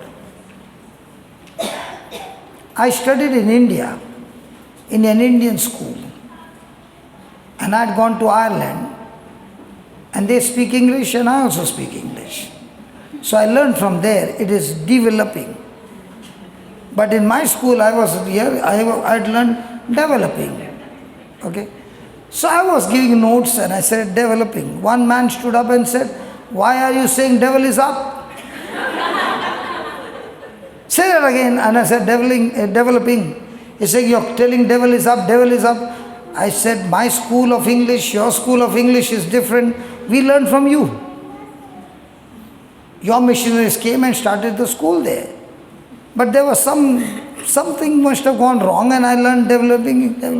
And then I said, listen, one thing I'm sure, whether my English is right or wrong, the demons and the sickness in you, they can understand my English correct. When I say get out, they get out." See, you can have a lot of mistakes in your English or whatever language. But when you are talking to the demon, he understands exactly what you mean and what you believe. He obeys you. Hello? When you abide in the presence of God, demons will be subject to you, obey you, and take orders from you and get out of their life. And that's the truth. I said that's the truth. And there was a time when I myself was going through a torture of demons. When the preacher would pray, I would be rolling on the floor. That was my condition. But when the Lord began to teach me my inheritance, He began to teach me the truth, and He showed me how the truth abiding in me will set me free. So for me now, the preacher went out of the screen. What the preacher is teaching is the truth, and if that truth I can practice and hold on to the truth and practice and practice and practice, I can come back with results like the preacher or much more than that. Because in the kingdom of God, it's not how much you prayed, it's how much you believe in your prayers. It's how much you believe in the scriptures. So our practice is about how much do I believe what the preacher has been teaching me. Touch your neighbor and tell your neighbor, believe. Touch your neighbor, believe. It's not how much you work hard. It's how much do you work hard to believe. It's how much do you fight against unbelief to believe. Praise God. So, developing, praise God. That's why I started very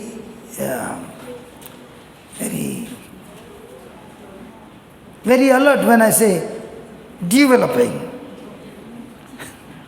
How many of you were like me, developing? I know nobody is like me, praise God. Hallelujah. Okay, if not, begin to spend time developing your relationship with Him, developing your relationship with Him by singing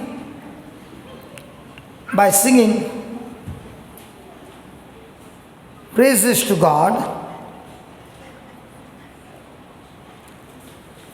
studying His Word,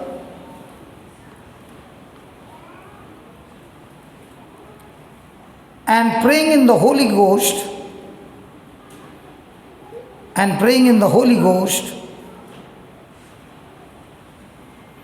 on a daily basis.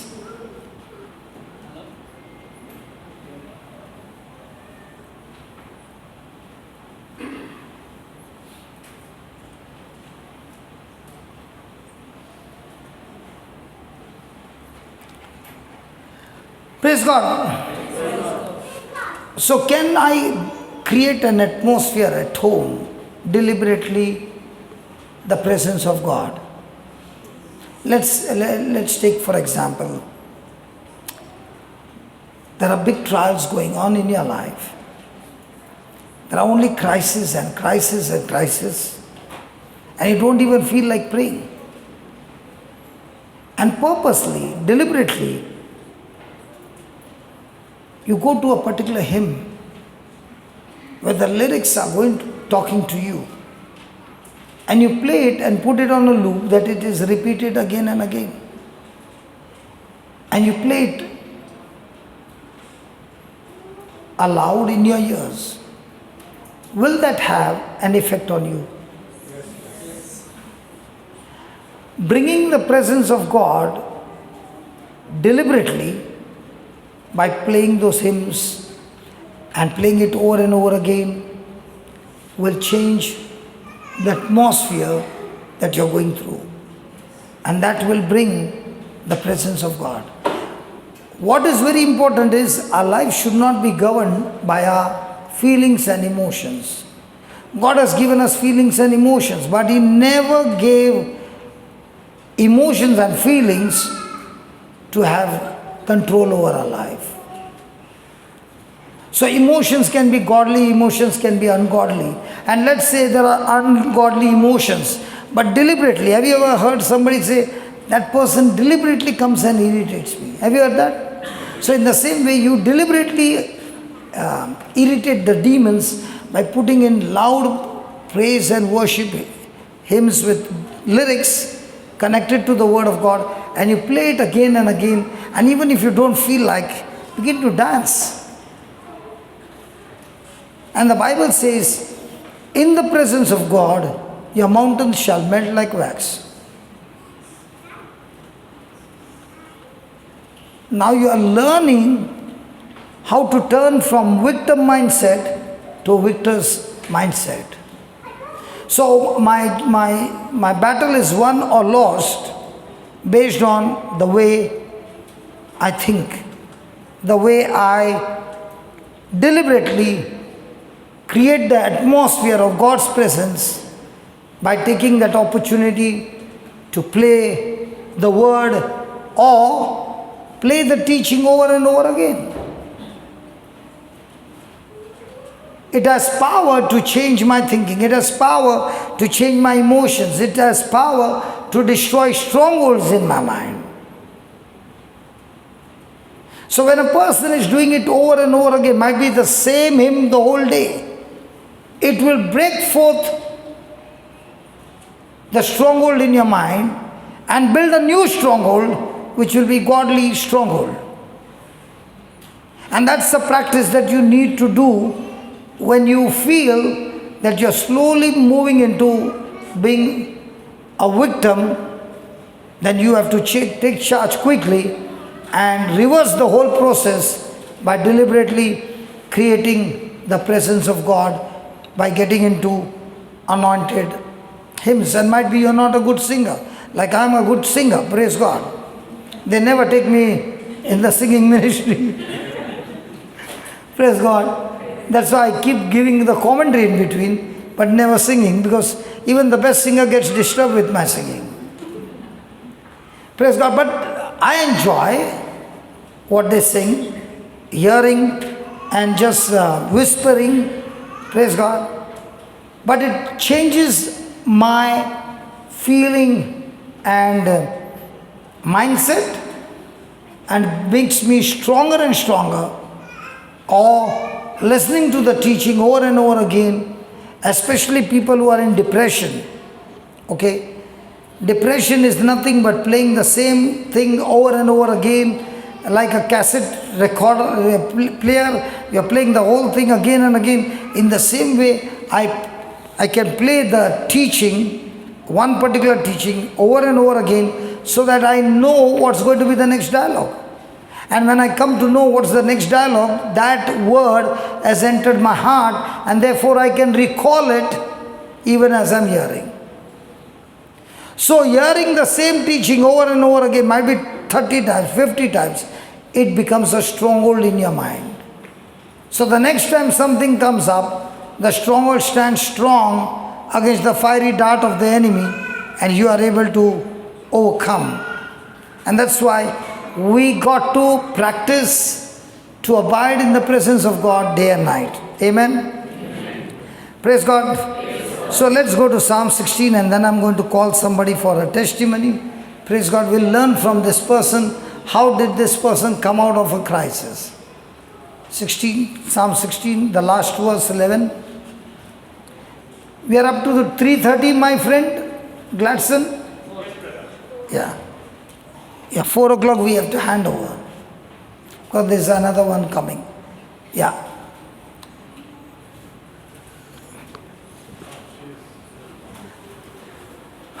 Okay, Genesis, Psalm 16.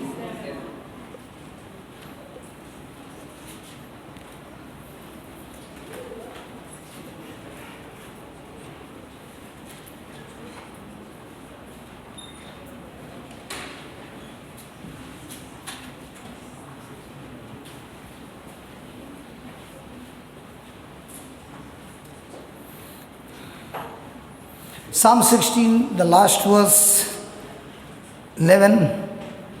You will show me the path of life. Say that. You will show me the path of life. Again. You will show me the path of life. Again. You will show me the path of life. In your presence is the fullness of joy. In your presence is fullness of joy. At your right hand there are pleasures forevermore. So, in our life, when crises come or trials come and you don't know what to do, your whole system seems to have short-circuited. And during this time, the enemy is trying his best to get you out of God's presence. Now, for example, a person is sitting here, all of you are sitting here. Are you in the presence of God? Yes. Not necessary.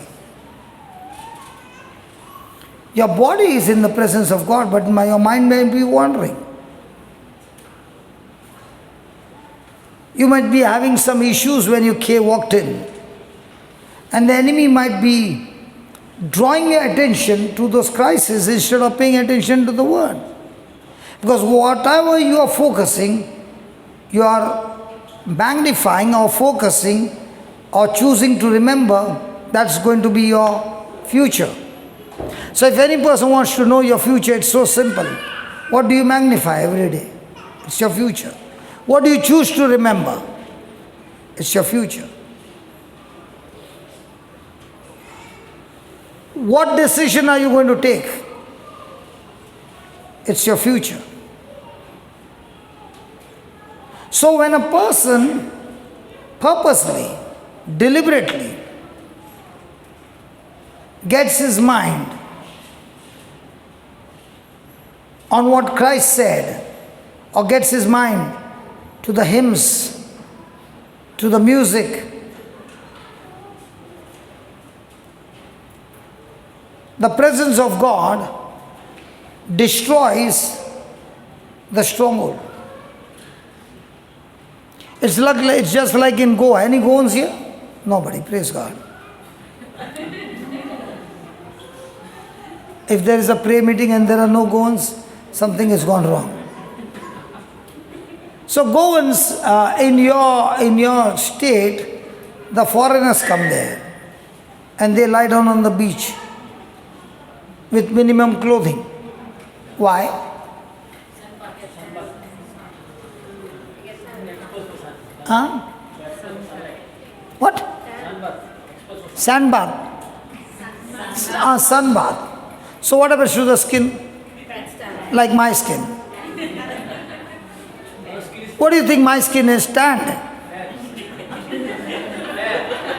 Not only in Goa, I go to so many places it gets tanned. Praise God. So now that tanning of that skin remains for how long? If they are there in Goa for say 8 months, that tan will remain. But they are there for say 2 weeks and they go back. After some days what happens? ऐसा होता है. हमारा colour देखो, fast colour है. Hallelujah. Thank you, Jesus.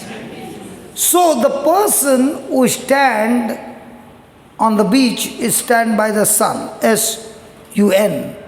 But the person who is at home or in the office or in the workplace or driving the car is stand by the Son of God, S-O-N. That tan will now get his frequency with the Creator in such a way he will have first-hand information from heaven, and the Lord says, I will show you. Read it. So do you want first-hand information, second-hand information? So where do you get the first-hand information? When you go around telling everybody, pray for me. When you go around everybody and ask him, any message for me? Let's say the message is true. Let's say the message is right, it is true, it's come from God. Will it come to manifestation? Come on. Never. What if it is the will of God? Will it come to pass? Never. I like to ask questions and I like to give you answers. And I like to see your face as well. Because that expression tells me, oh my God, what is he telling? Okay, let's take an example. Is it God's will for the Israelites to be free from slavery? Could he do that? He brought them out of Egypt, but could he take them to the promised land? Why not? Why not? It was not the will of the Father. Very good, huh? They did not believe. In the same way, today also, the word of God is preached. Will it come to pass? That's why when you buy a flight ticket, they say fly Bombay, Goa, 600 only. And you go to the counter, put that 600 rupees there and say, I just got an ad, fly Bombay, Goa, 600. Then they'll say, conditions applied. Tax extra. So all the Bible scriptures are good, but there is condition applied. You believe. So the more and more you stay in the presence of God, your five senses are now getting sensitive to the circumstances, and you will hear the voice of God. And from the day you learn to hear the voice of God, Jesus said, the gates of hell shall not prevail. Our journey every day is to get the written word of God, which is the light. Like St. Paul said, I saw the light, and everybody who were with me saw the light. But I was the only one who heard the voice. The ones who saw the light went back home, no change. But the ones who saw the light and heard the voice, they never came back the same. How many of you can see that screen on the... How many of you can see the words on the screen? Everybody? You just saw the light. When you go back home and practice the presence of God on the same scripture day and night, you will hear the voice hidden in that light. And when the voice comes, the person is changed. Samuel! Samuel! He heard the voice. Went to the priest, Eli, and said, did you call me? He said, I did not call you. Samuel! Samuel! Again he went there. Third time what did Eli say? Next time you hear the voice, it's God who is calling you, you tell him, here I am. The same way, when you seek the Lord with all your heart, He has given us tools to do that. And you're doing it in your bedroom. Nobody knows it, but He knows it. And He's seeing how much are you seeking Him. You'll hear His voice show you the path of your life, and that will be a turnaround. Hallelujah. Hallelujah. Thank you, Jesus. Thank you, Jesus. And I want to talk to you, every one of us are not by chance. We have all been chosen, we have all been baptized, we have all been anointed, we have all been blessed for a purpose. And our journey on this earth is to seek God, to find our purpose. There's this lady who kept telling me, can you tell me what's my purpose? I said, I don't know, but why don't you go and ask God for your purpose? And she began to study the word, and first child, second child, third child, 1 year difference. And all of a sudden, as she was studying the word, she heard a voice saying, go to church every day. So she picked up her children and took the children to church.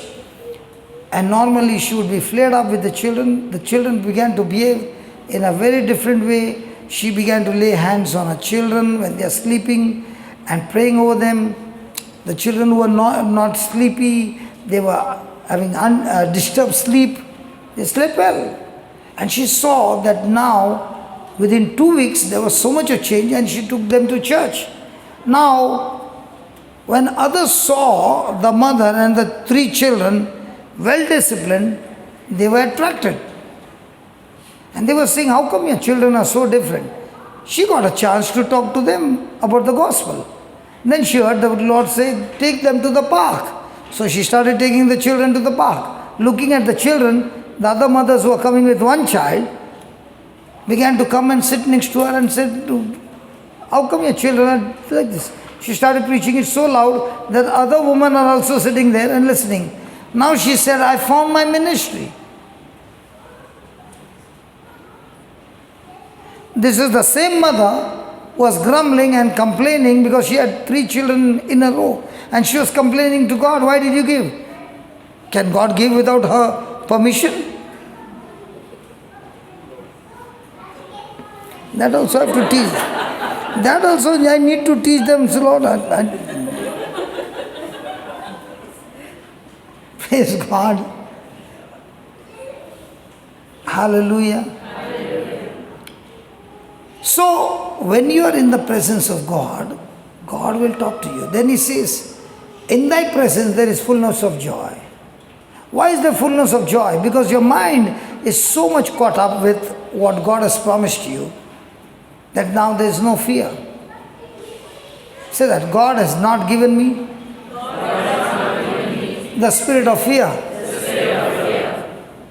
He has given me power, love, and sound mind. Do you know when I started my journey?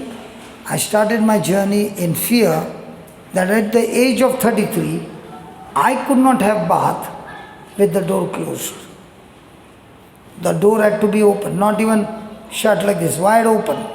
And my wife has to stand in front of me. If she goes from my side, I would start screaming. Now that was my condition.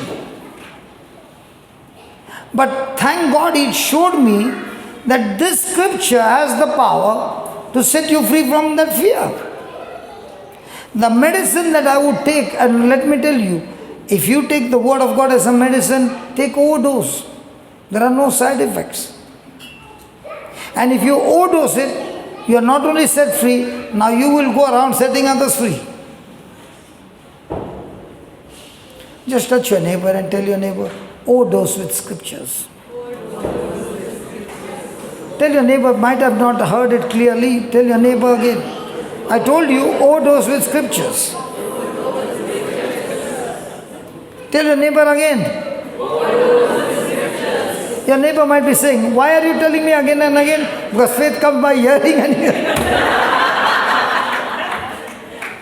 Might be you did not hear the first time, second time, but now you heard it. God never gave you the spirit of fear. He gave you power, love, and sound mind. And faith comes by hearing. Praise God.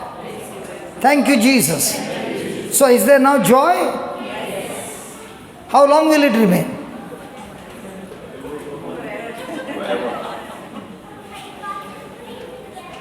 For me, the Lord gave me an excellent example of joy is a woman who is pregnant and ready to take 50 injections to save a child.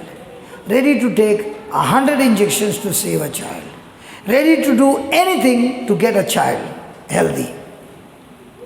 Take whatever pain you want, but I want my child to be healthy.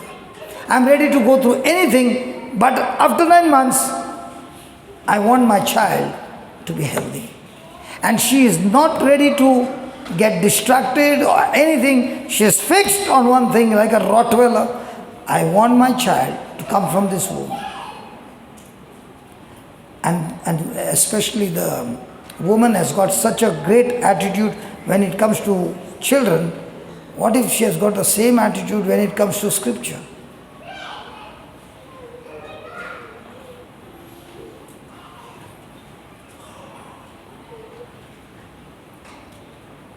And after that, how many 8 hours, no? And then the sea. Praise God. Now when the baby was born, what did she do?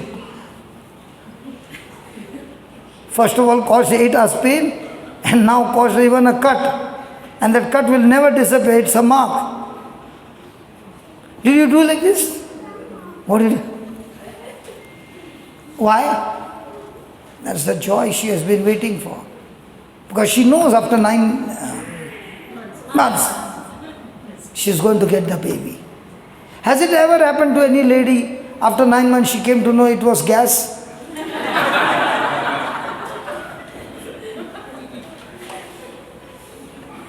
She can feel the baby moving here, right? And she will tell the husband also, touch, see, he's kicking.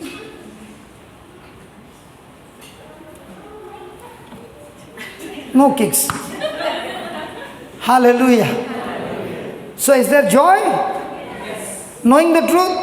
Yes. So do you know the end result before it can manifest? Yes. That is exactly what happened to Joseph. He knows I'm work in progress. He knows there is inconvenience. He knows God is busy in building my character, in building my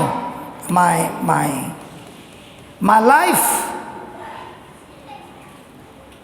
making my lifestyle so different so that when I'm ready, the final manifestation will take place. In the same way, every day in your trials, it's how quick you learn cycling. Some take 6 months, some they experience a friend got injured. So she must have thought, my friend who was next to me got injured. What about those who are in front of me? So worry and fear made her quit. I'll tell you, I'm in the midst of champions. Why do I say that? Because every person falls. But champions are the only one who get up and take the test again till they have mastered the test. And you're champions. That's why you can now do cycling without holding the handle. Why, you did not try that? This lady tried without holding the handle? Ask the neighbor. Praise God. Mostly all the ladies, they cycle without holding the handle. It's the men who are all the time fearful. Praise God. Hallelujah. Hallelujah. Tell me honestly, when you left that handle and you were balancing, how did you feel?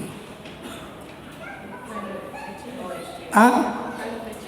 Yes. So the Bible is full of that.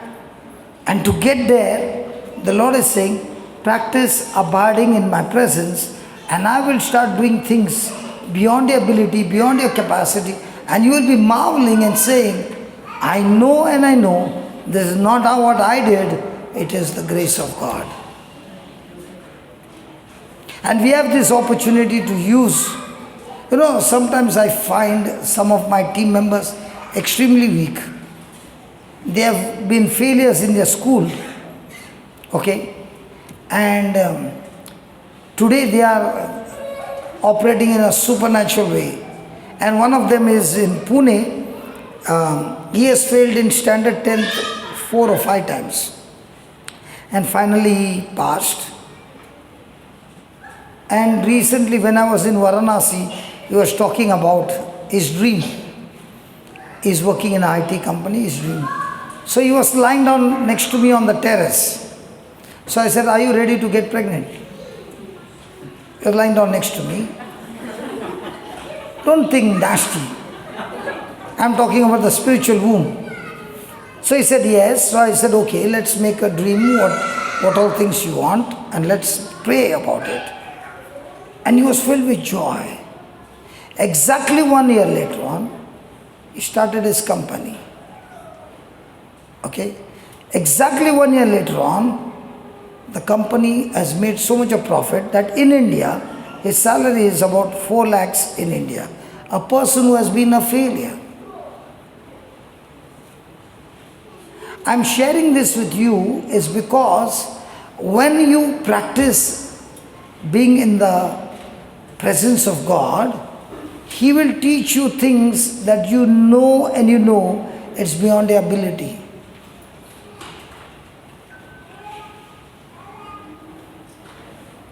Even today's meeting is God who is running this meeting. He is the one who is talking to you. He is the one who is saying, I want you to practice this presence of God every day so that I will reveal to you what you must do. And this prosperity that he's talking about is not material things. The prosperity he's talking about is how can you be a blessing in the kingdom of God. How are you going to introduce Christ to others? How are you going to bring people to Christ? When we were small, all those of my age, when we were small boys, we used to play cricket. And especially April, May, when the sun is extremely giving you good temperature. And we would play that from morning till evening. And what would we get after winning the match? 5.5 rupees. Correct? बराबर ना? ये लोग लगता है हमारे से बुढ़े लोग हैं. और 11 रुपया मिलता था एक प्लेयर का 1 रुपया शील्ड. याद है कि नहीं सुधीर भाई? नहीं खेलता था क्रिकेट. तुम लोग फुकट में खेलता था तो तुम लोग मैच नहीं खेलता था एक दूसरे के साथ. उसमें भी कुछ नहीं था. Praise God. So I was thinking, oh, 5.5 रुपया के लिए, for that 5 rupees 50 paisa, how much of time we used to spend in the sunlight, उसमें fighting भी होता था, सब हो जाए 5.5 रुपया के लिए.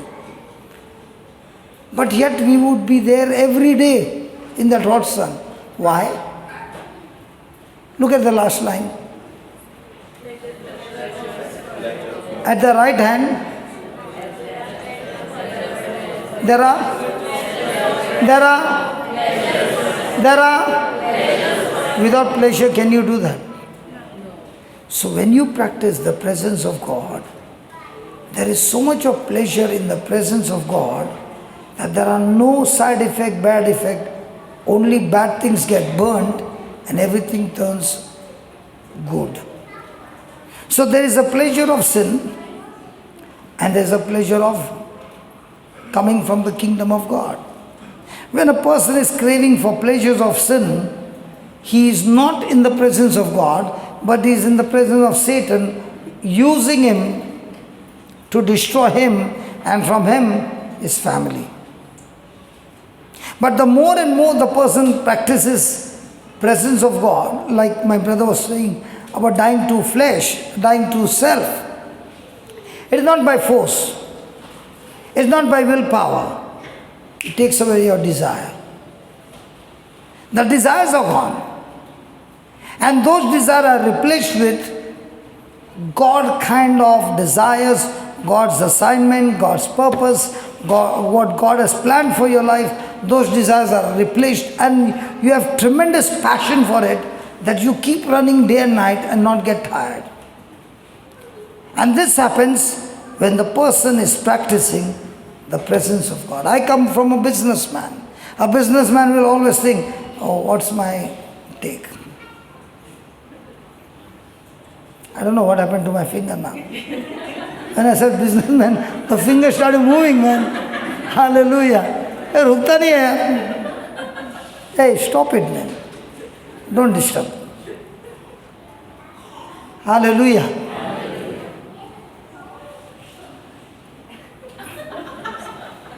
Does it happen? What is our attitude without the presence of God? What's going to be my benefit? How do you know you are in the presence of God? How do you know you are connected to God? Every moment, whether it's your workplace, wherever you are only thinking about how can I be a benefit in the lives of others. And that's what you see Joseph practicing the presence of God. So with me is a young lady. I had seen her in Bahrain, Celestina. Please come here. So Celestina lives in Bahrain, and when I had seen her, I think in 2008? 13. So in 2013, I had seen her and her spouse in a very, very difficult position, and her journey started during that time. So I would like to ask her a few questions, and you also can ask her a few questions. How come from that area she has crossed over to this side?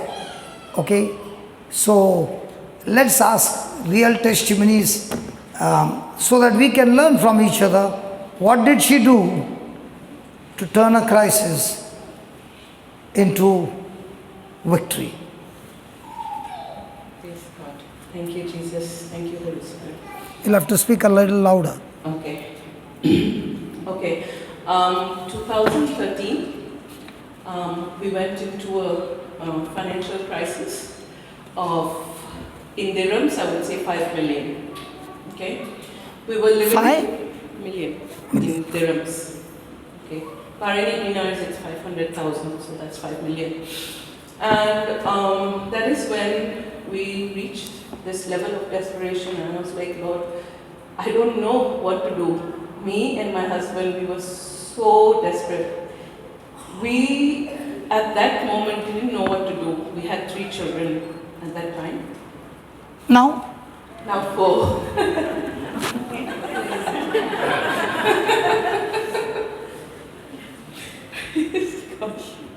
I told you, women are very strong.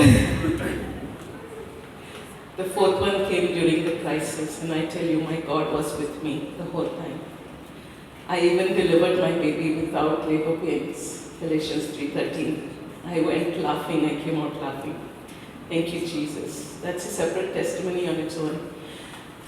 So 2013, I received this CD, Sower and the Seed, where the first line itself got me very excited. It was, do you know how to get your prayers answered? And there my journey began, wanting to know the Lord and why these things were happening in my life. Because those were the questions in that CD. And that got me curious to want to know more and to listen to this CD. There was 139 teachings. But I said, no, I need to know. My husband wasn't there with me at that time. He was in Venezuela, trying to fix things on a business trip. So I had the Lord all to myself, so I would listen to the teachings day and night, wanting to know how to come out. Okay, and I didn't know. I had the word. I received the word, but I didn't know how to use it. I would speak scriptures, I would speak material needs every day, but there were no corrections being made in our lives. Say that again. Listen to this. Yeah, say that again. I was speaking the scriptures on material needs, but there were no corrections made in our lives. But I was expecting the word of God to go and get my job done without making any corrections, as far as finances are concerned. Okay? Now, fast forward 2020, my husband tells me that now we have doubled. We are 10 million in debt. And I went into severe depression. I couldn't understand. I said, Lord, I've been speaking your word every day. What's happening? And then I started, it was during the COVID time, and I started seeing testimonies of people coming out of finances. And I said, Lord, if you can take them out, how come you didn't take me out? What is the thing that went wrong for me? So I started listening, and I started seeing that these people were consistent, speaking the word of God, making corrections in their lives in areas of finances that they required, walking in love and forgiveness, which was very important, which were the blessing blockers in our lives. And 2020, I sat in the presence of the Lord, Psalm 16:11, day and night, on Zoom, listening to every teaching, not just finances. I said, Lord, I'm going to do Matthew 16:33. Seek 6:33, sorry. Seek first the kingdom of God and everything will be added unto you. I left us. Seek your spouse first. No. Praise God. Because most of the lady spouse, when their husbands are happy, they are very happy. If the husband's frequency has gone wrong, so they are all the time seeking first, and then everything. Praise God.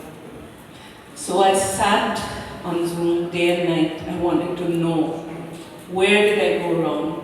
What is going wrong in my life? I have the word. I pray in tongues day and night. But what was happening? What was going wrong? We had not paid our house rent for 8 months. 2 years school fees not paid. But yet I saw the Lord sustaining us. Okay? But we were not at that level where we are living the life that Jesus died to give me, that eternal life. I said, something is wrong somewhere. You know, it was only mercy that was feeding us. It was the Lord's mercy that was paying some of our bills, but it was not complete.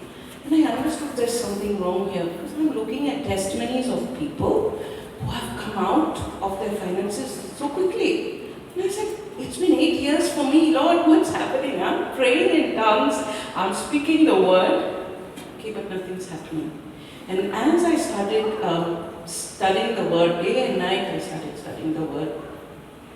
I got into e-writing, and praise God, I can say that it was the Lord who led me to a teaching which was on finances, and I didn't even know. It was just given to me, I didn't choose it. What is e-writing? Tell them. E-writing is a group in JCILM where, they give you teachings, okay, and you sit and you will write word for word, okay. Now, little did I know what this was, but I just wanted to get back with the Lord, because I felt that I knew that I had run away from Him again. I was, the Bible talks about the prodigal child who came back. I came back 100 times, and 100 times I went back into the world. I had gone back to the world, and the worldly desires had attracted me again. And when you listen to that parable of the seed, I passed through different stages. And I said, Lord, there's no turning back now. I am not going to quit until I know what is happening in my life, and I'm going to stick on this word. I'm going to make this word my lifestyle. Okay, how did e-writing help you? E-writing helped me, okay, because I had to sit and write word for word. So now... How long does it take? It took me 8 hours. To finish a teaching of how long? Teaching, it took me 2 to 3 days. So, one teaching of how many? It was for 3 hours. And it took you how many days? It took me 3 days. And But I said, how many hours you would write? 8 hours every day. I said, I'm not moving from here. I'm going to sit and I'm going to start writing because I need to seek His kingdom, not my finances. I wasn't interested. Just one minute. Why I'm forcing on this is, no human being can ever write unless he hears attentively. If you did not hear attentively, you'll pause, rewind, go back, hear it again and again till you hear it attentively, and that is the first mark that the seed is getting planted in your heart. And that's why e-writing is extremely useful, and the notes that they write is available on the website where you can download. But the one who practices e-writing, surely those hours that that person is writing, the person has spent his time in the presence of God. Because he cannot ever write if his mind is wandering. He will be listening but not hearing. That's why Jesus said, those who have ears, listen. Hear. Hear means what you heard, go and practice it and do it. Amen? So as I was in the presence of the Lord, writing word for word, after 3 days, I understood.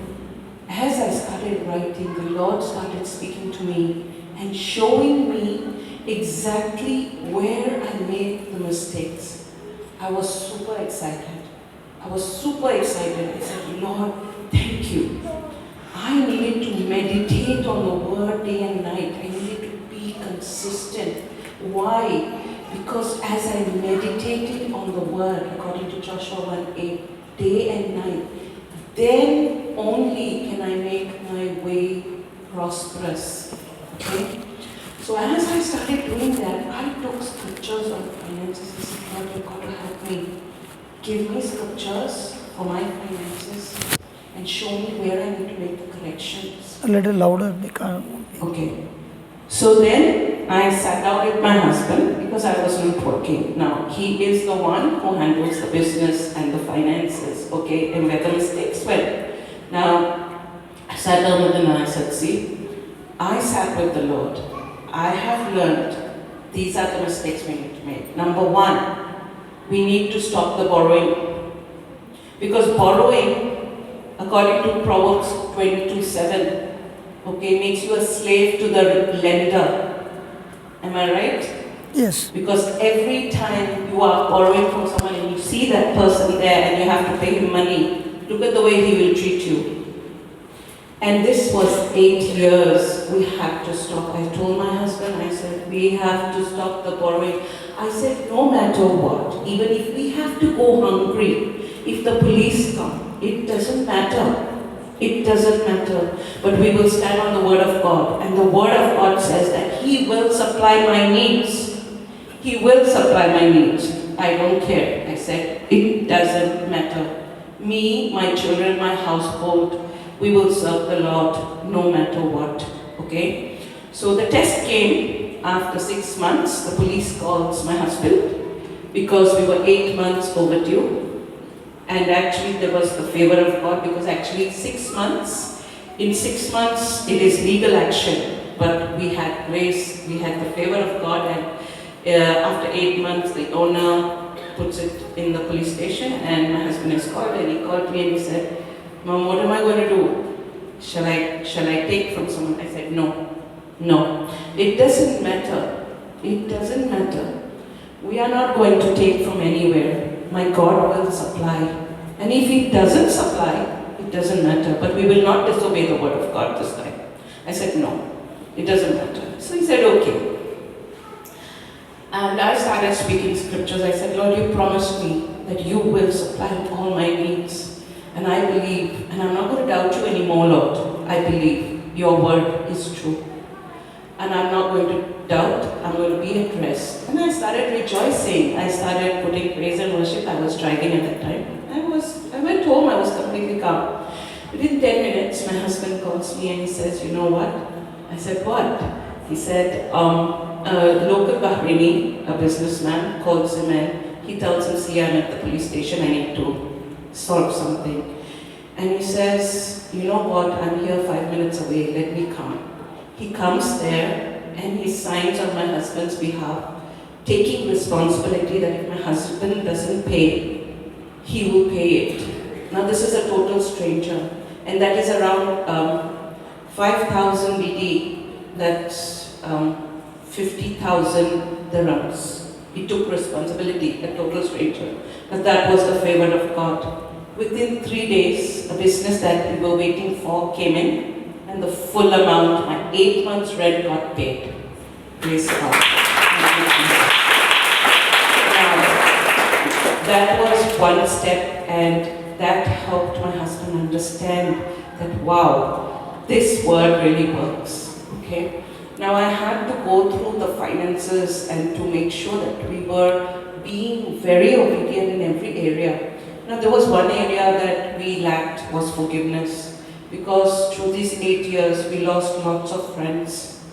There was a lot of bitterness, there was a lot of unforgiveness among family, friends, who had left us during this time, so we had to forgive. There was this one particular friend of ours who, due to a misunderstanding, was not talking to us, and the Lord told me, you need to forgive her, you and your husband.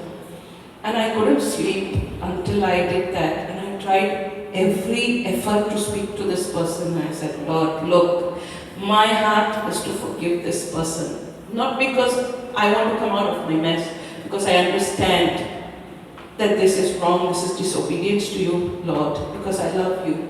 I want to forgive. And who am I? Who am I not to forgive when you have forgiven 10,000? This is only 100. And even though it wasn't a mistake, I called her and I apologized on behalf of my husband. And I said, Lord, you need to help me, because I have forgiven my husband, I have spoken to him, I have forgiven. Now you need to make an opportunity that we can meet and, get forgiveness from this person. And the Lord was gracious. Within 3 months, I met this woman and her husband at a supermarket. And my husband met her and he forgave, and they reconciled over there at the supermarket. And there our journey began again. Now, I sat with the Lord, here we were, obedient, and I needed the Word of God now, I needed scriptures on finances. He gave me job description from the white booklet, which is Genesis 39:2, the favor of God. I started speaking that. Now my husband at that time wasn't in the Word of God. Now I'll tell you this, he wasn't in the Word of God because of me. Okay? I was in the Word of God, but I wasn't an example of the Word of God. I wasn't walking in love. Looking at me, he had no interest in the Word.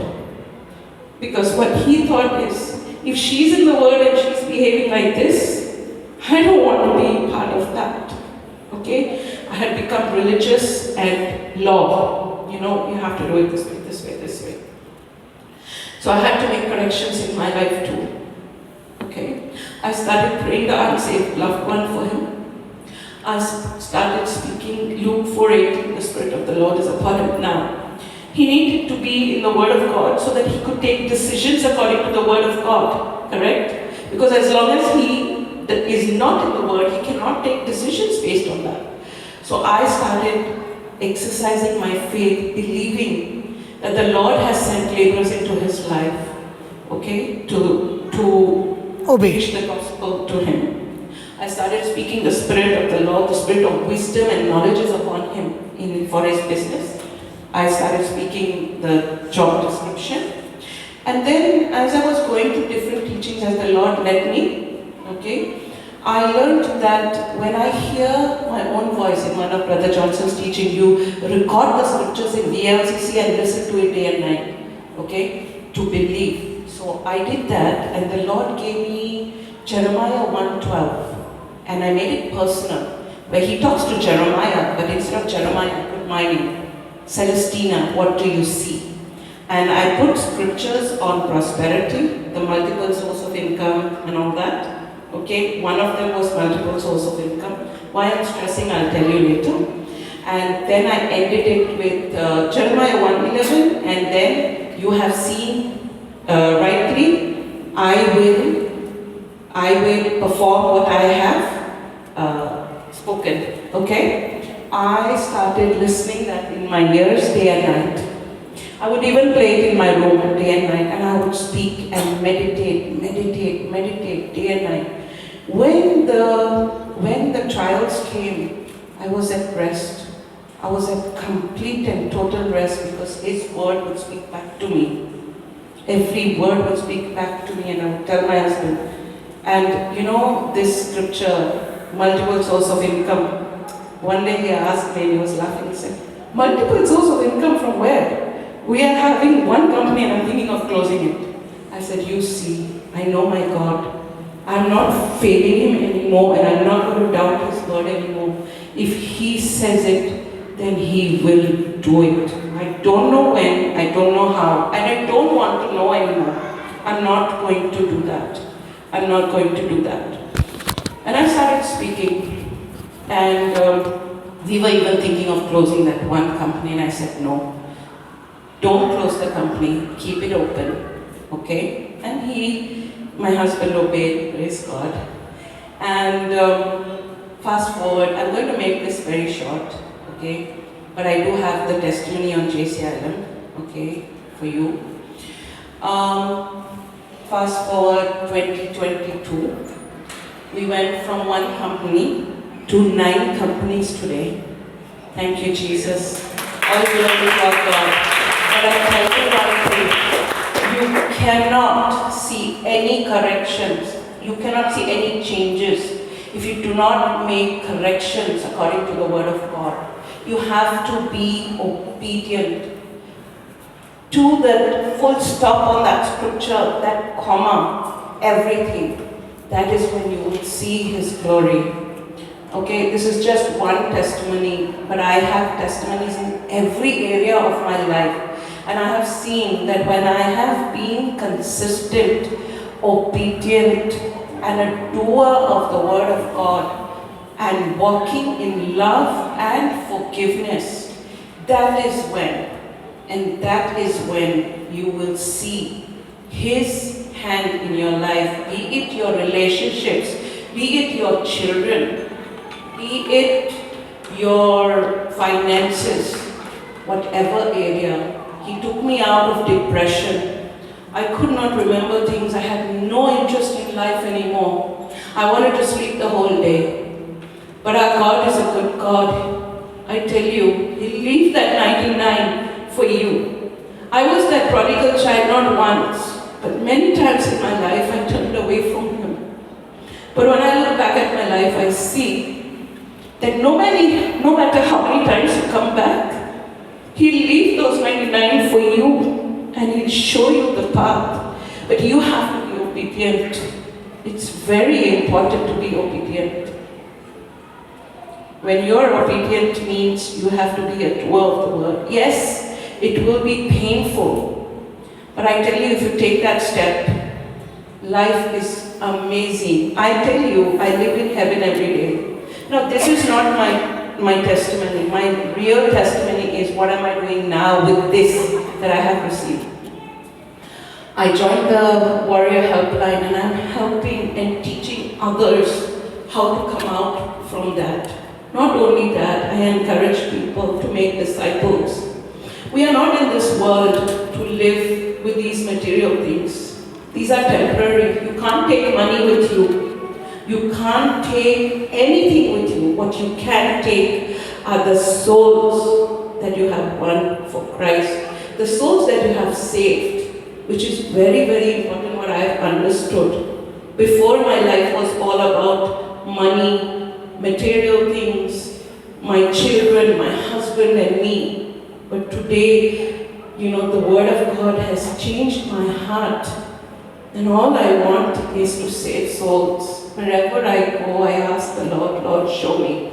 I wake up every morning and I say, Lord, who is this person that I need to save today? Praise the Lord. Thank you, Jesus.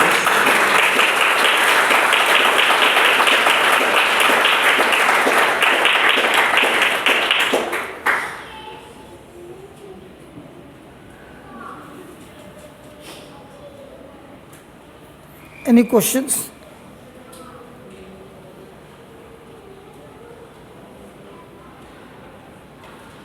Can anybody ask some questions? Yeah, please. One minute. They give her the mic. Just switch it on. No, you can be here. You spoke about being in the Word. You spoke about corrections. Yes. How did you discern that it is not your emotions that is leading you to the corrections? It is the Spirit.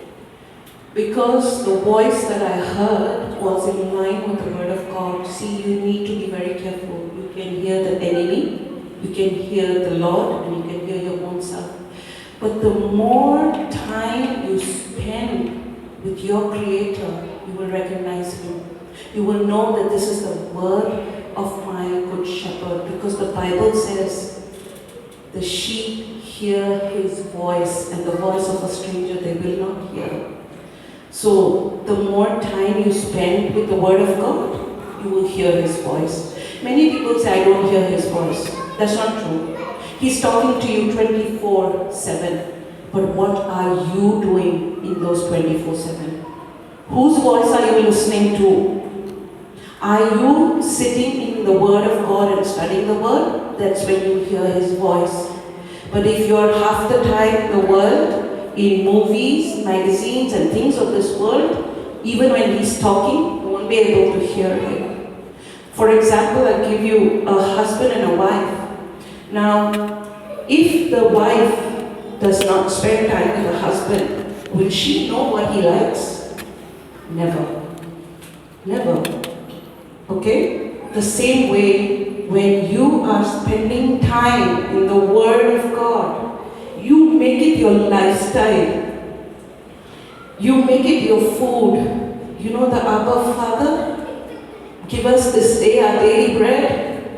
For me, it is not my food, my physical food. It is my daily manna is the Word of God.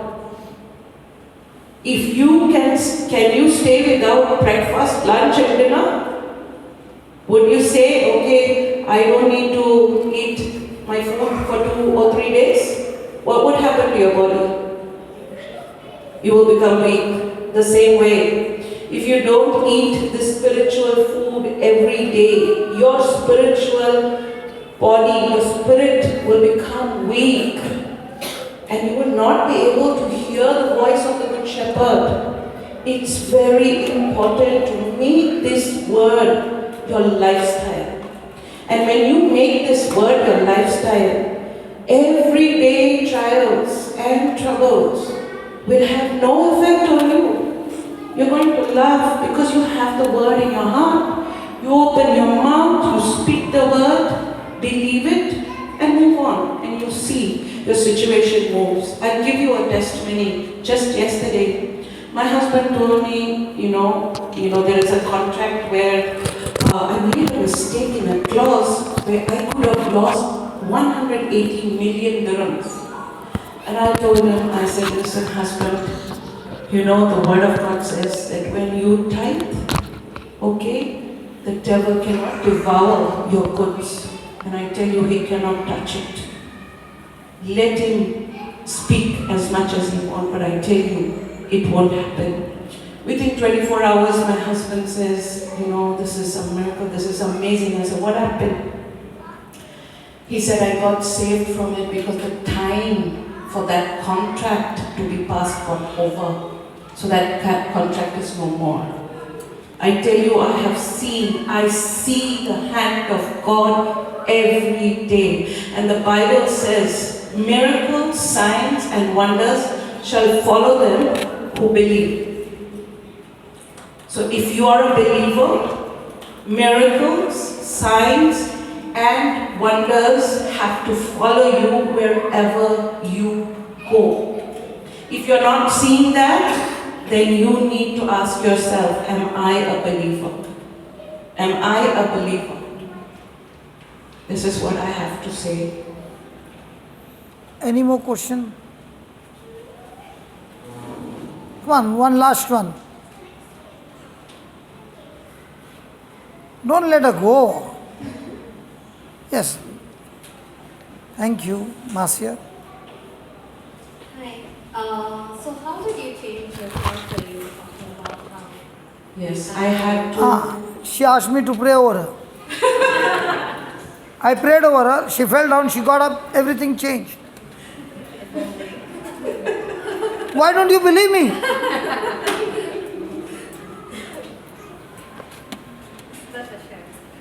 Praise God.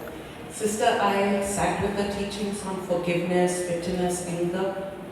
I took the word of God. Now, for example, walking in love. It's a battle every day with your husband, your children, and the battles that you do. Why do you women always blame the husband? No, I'm blaming myself for me to walk in love towards them. So I took Romans 5:5 and I started meditating on that word day and night, eating it day and night. I love and forgive my husband and children through God's love poured into my heart through the Holy Spirit. I started meditating day and night. So when the situation came where I had to walk in love, and I know myself, I cannot do that, I get angry very quickly, that word would speak to me. And immediately I would, just calm down. That is the power of this word. It is alive, it is active, and it is sharper than a double-edged sword. God has given us weapons of warfare, but we don't use it. It's like a soldier going in a battle with a sword, and he's saying, I'm a soldier, I'm equipped, so I will win. But when the enemy comes, he does not draw his sword out. He just stands there and he gets defeated. How many of you have seen Indiana Jones? How many of you have seen Indiana Jones? Did you see that black man with a sword? And that fellow, is such a thin fellow, and that fellow is showing, the whole body is oiled, and he comes and does all that martial arts. And this fellow takes the gun and he goes, please use your gun. One of the best tools to operate in love has God poured that love in you? So is it inside you or outside you? Inside. Is it inside you? Have you ever had a soft drink with a straw? What did you do? You keep blowing it till it spills on you. You suck it, right? So in the same way, when you believe that God has poured His love in you, and that love in you makes you see things with God's lens. How come I can see you green? My lens is green in color, that's why I can see you green. If my lens is red, I see you in red. So in the same way, when a person has the lens called love of God, then he can go and tell the spouse, honey, I don't find any mistake in you. I don't find any fault in you. And when you keep saying that, I don't find any fault in you. I don't find any fault in you. Now when there's a fault, the Holy Spirit will remind you, you spoke a word of faith, I don't find any fault in you. Somebody said, if I practice that, my husband will be very happy.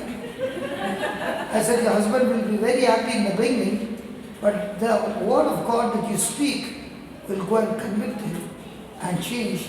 But now you're not chasing, your word of faith is chasing him and bringing him out of wandering into Christ Jesus. We should not chase people. Our word of faith should chase that demon out and allow one to be back into Christ.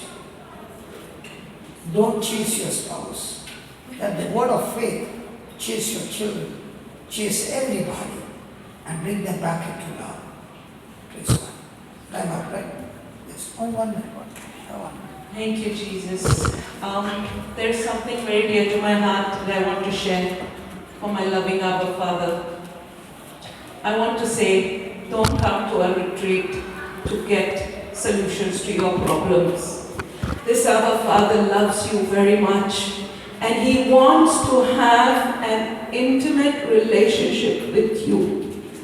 That is the reason why He sent His Son. So that curtain that separates the mercy seat, that separates us from having a relationship with Him, could be restored. And He loves each and every one of you. Each and every one of you. Okay? So what I have to say is this. Get to know this amazing Father, this Abba Father. No Father in this world can compare to Abba Father. Amen? Amen. Thank you, Jesus.